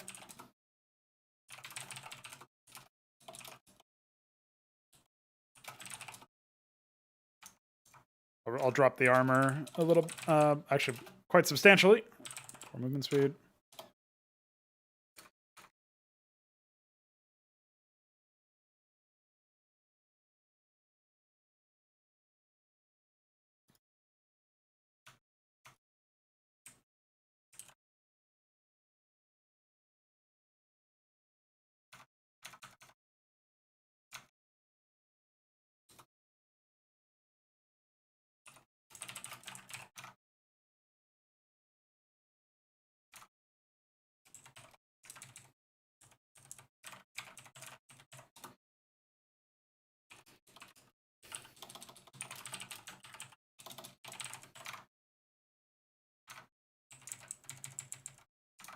Uh, 40 turn rate is basically instant.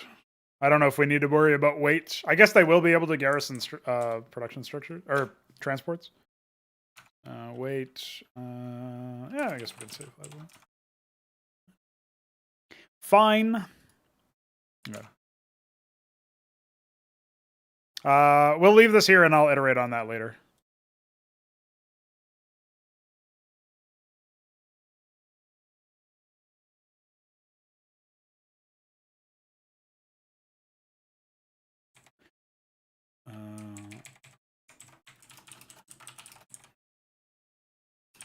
Boy, tactics. There you go. So hopefully that will be useful going forward. You're the one who programmed it, homie. What makes you think I remember?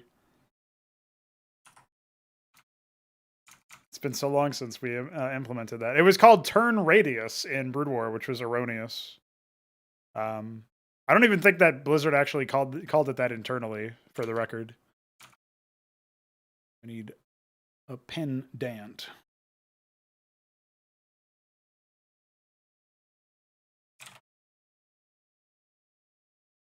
Head.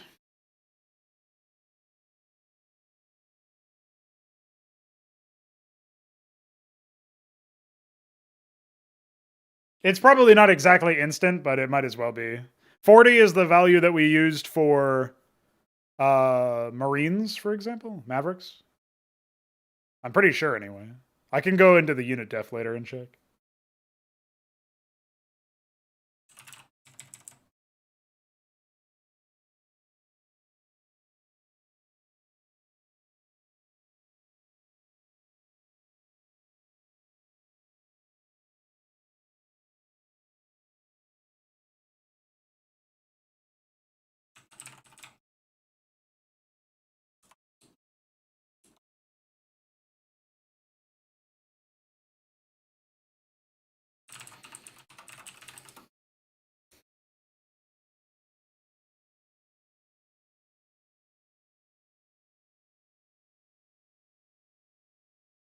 Where's my antenna upgrade? Oh, here it is, 262.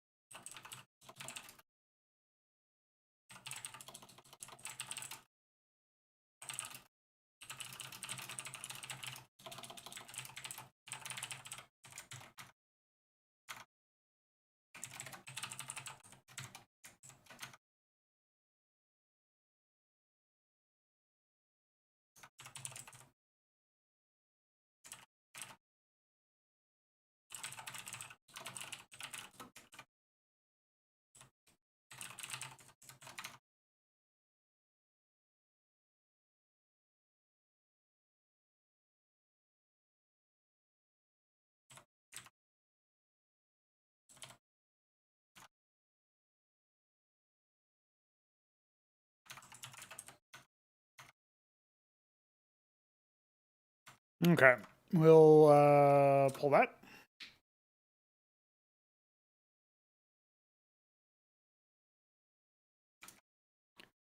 Yes, Balethal, but what I mean is it doesn't work. That terminology doesn't fly with what is actually being discussed.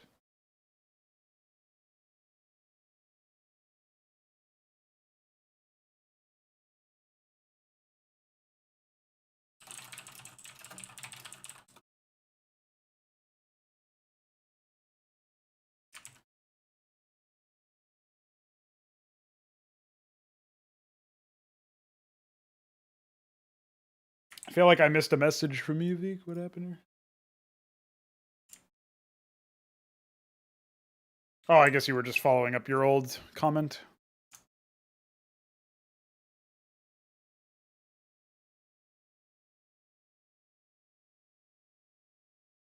Okay. I'm actually not sure if this makes sense as a head item, because I have to remember that there's going to be stuff that enchants, or like pendants that enchant the head item. So I don't know. I guess if there's something that like just doubles the efficacy or something, that's an interesting design problem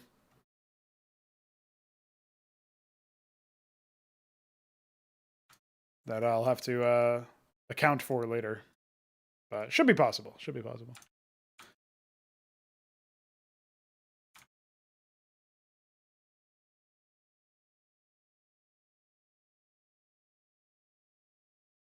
Yeah. Well, it's instant in it's instant in our game, you mean? In Antikythera.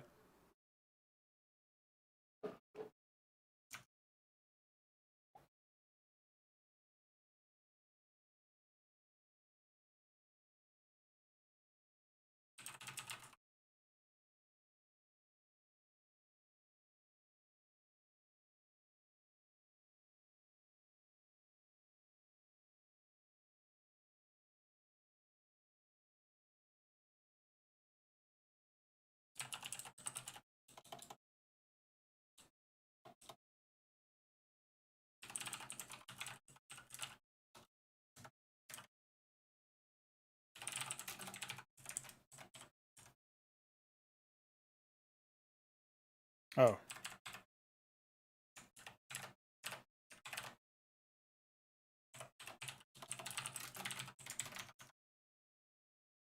Pranked.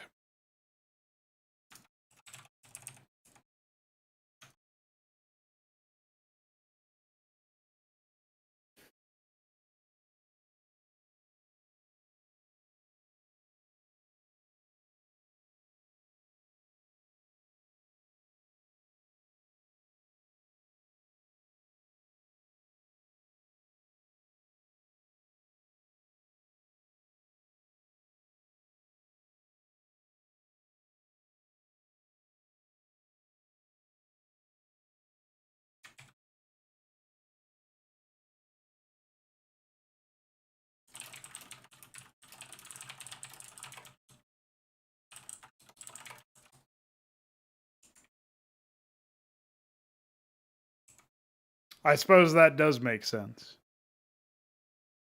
I don't know if the math still checks out if that in that case though.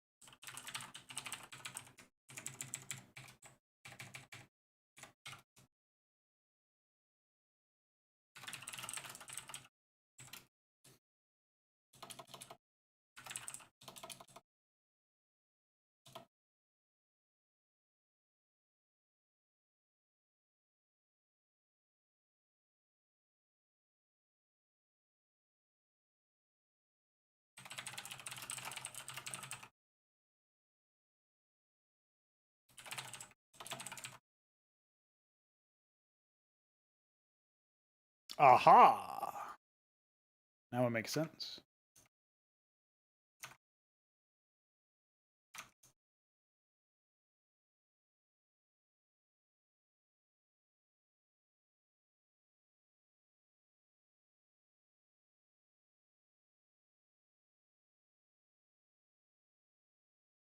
Okay, well, in that case, we can just set the turn rate to 360. And that's fine. Because then it just takes 1 second. Oh, no. Well, 360 is a full. We needed 180, so I'll set it to 180. So, well, I guess 360 would be 2. It would take half a second to turn all the way back, and that would probably be fine. So.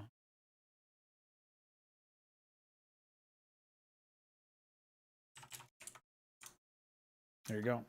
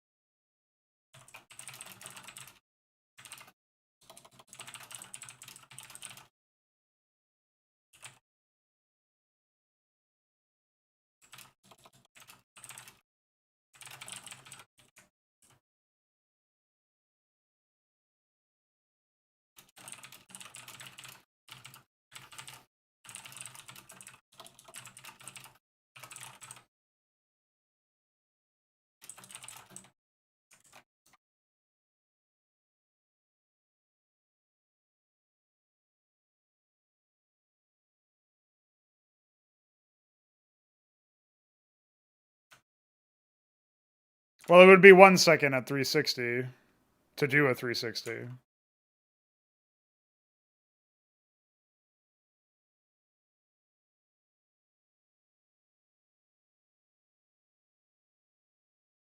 No, it would be 180 and then another 180 and then attack. So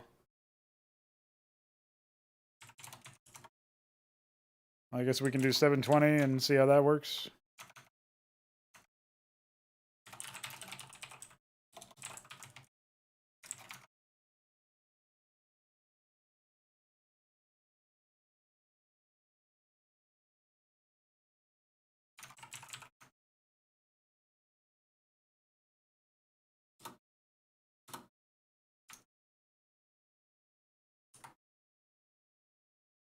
Oh, I need to set this to Shepherd though. Category 4.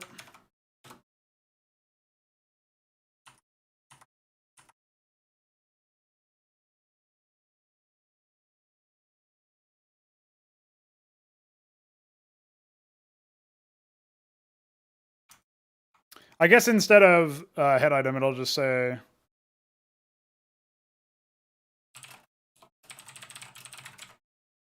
stat bonuses from the enchanted item.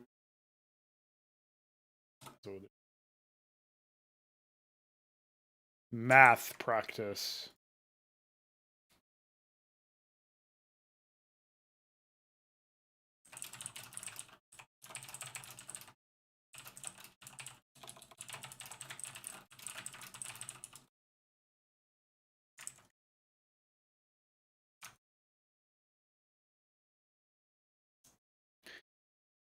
All right, we only need 2 more items to have at least one of every item. So pretty cool.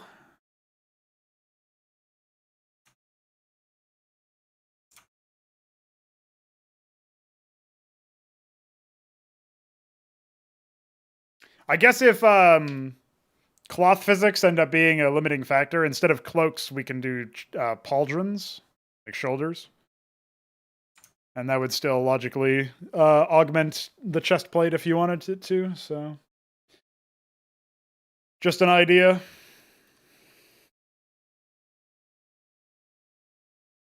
I guess we don't really need physics. We just need to make sure the animations don't clip. That's the main thing.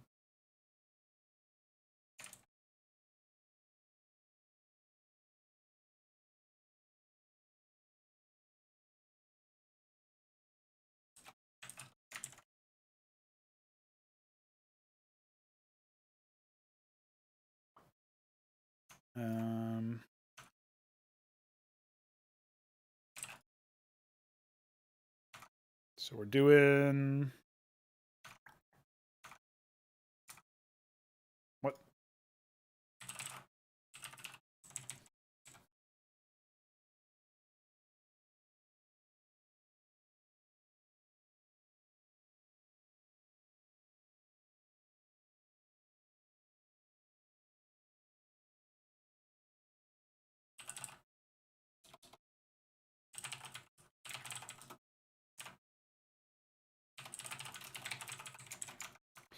Did you ever end up finding out what was going on with that apostrophe bug I sent you, Vik?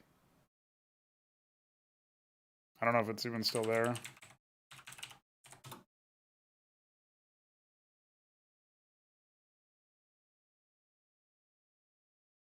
Yeah, it is.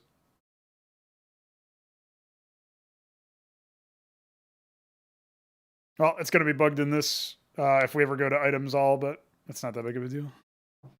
Right now, anyway.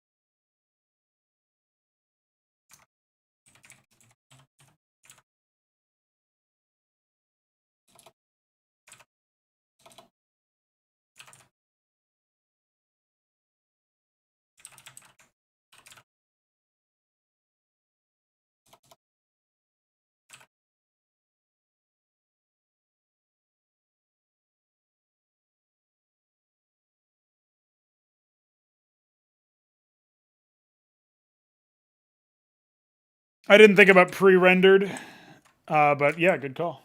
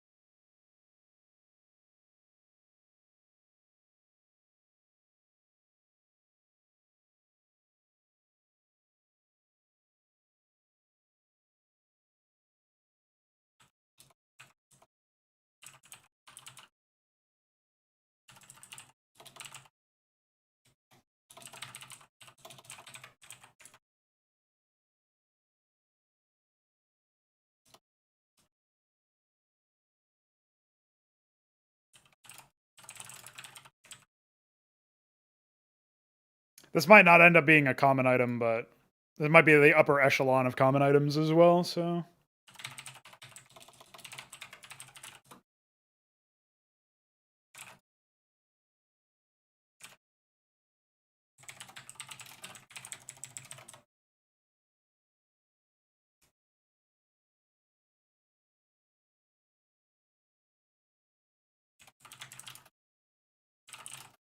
I guess this would be a potent item now that I think about it. Since it would be an active ability.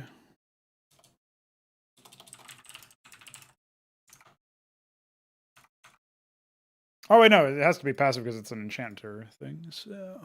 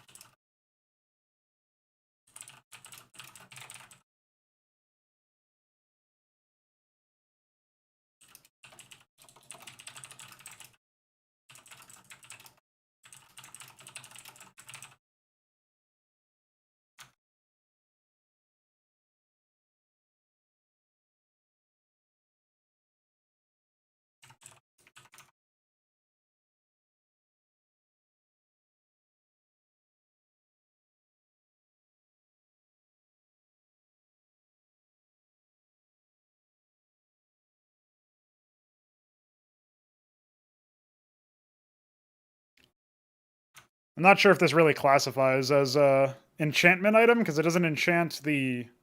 It inherits a stat, so this might end up being moved at some point, but whatever.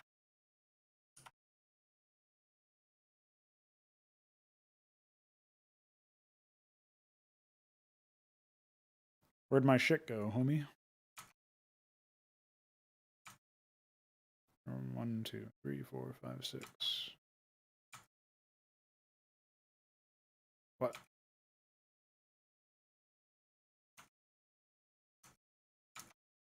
Zero, 1, 2, 3, 4, 6. Oh, there it is. Just needed to refresh again, apparently.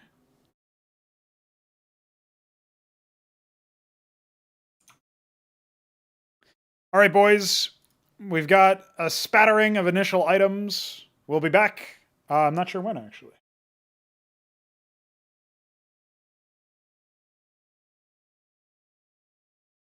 I would like to do another one of these on Thursday or Friday, so stay tuned for one of those days. And that is my spiel. Yeah, squad mates are dumb as bricks and madly charge in, but do a good job of killing enemies. Stops playing after enemies get his kind of abilities on rails both sections. Doesn't sound like a good experience.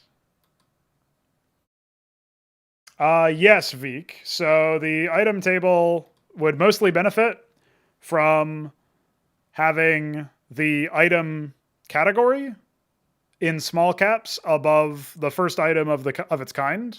So, for example, here would be weapon, right? Hunter's harness seems to be just blank. That is because something broke. So, give me a sec. Don't know why that happens. Why would that happen?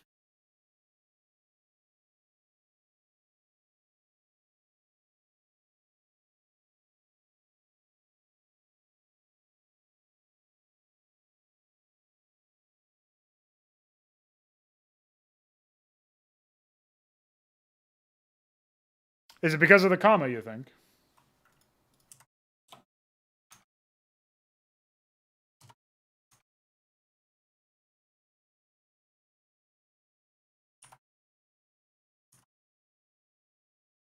I guess so, yeah. All right, should be there now. Oh, I need to BR the stats. I forgot about that.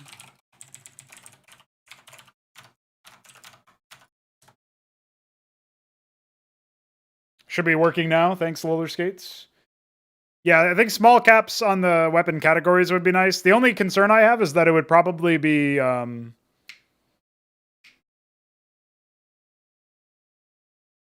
yeah, if you could do vertical lines instead, that would probably be readable still. I think my main concern with the weapon category thing is that it would probably be I would be tempted to put it in every single individual rectangle or panel. Whereas if it was one single panel, that actually does resolve it. So now we can just have core, head, pendant, and so on. That would also standardize the spacing of the lines here. So, yeah, I would be a fan of that. If it would be possible to have 3 wide instead of just 2, I don't know if that's enforced or if that's just dynamic. 3 or 4 wide per field would be ideal, but I guess that might be impossible. Well, 4 wide might be impossible. I'm not sure. But yeah, if you wanted to work on that, that would be fine. I know you said you wanted to, or we had talked about you working on networking as well. So I don't know which is more appealing to you right now, but so far I'm pretty happy with the ability to actually make items in the first place. So I'm not upset about any of that. And Veek, if you wanted to hang out later on in the day, I do have to do another stream, but I'll take a walk first. So yeah, icons being smaller might be helpful. My only concern is whether or not the text is going to be too large then, but maybe that will also scale with it. I don't know. Oh, cool. That's pretty exciting. You'll reduce margins. Yeah, it might be a good idea as well. Well, it sounds like you know what to do. And sounds like you other people in the chat know what to do, which is to wait for me to come back with my Command & Conquer 3 playthrough, which I will be doing in maybe 30 minutes to an hour. I guess closer to an hour from now, because I'll take a walk. And that is that. Cheers, homies, for hanging out and offering me your ideas and feedback. Unlike Frost Giant Studios, I will still stick to my principles, but that doesn't mean that you guys haven't been helpful. So appreciate it. And that's that. See ya, homies.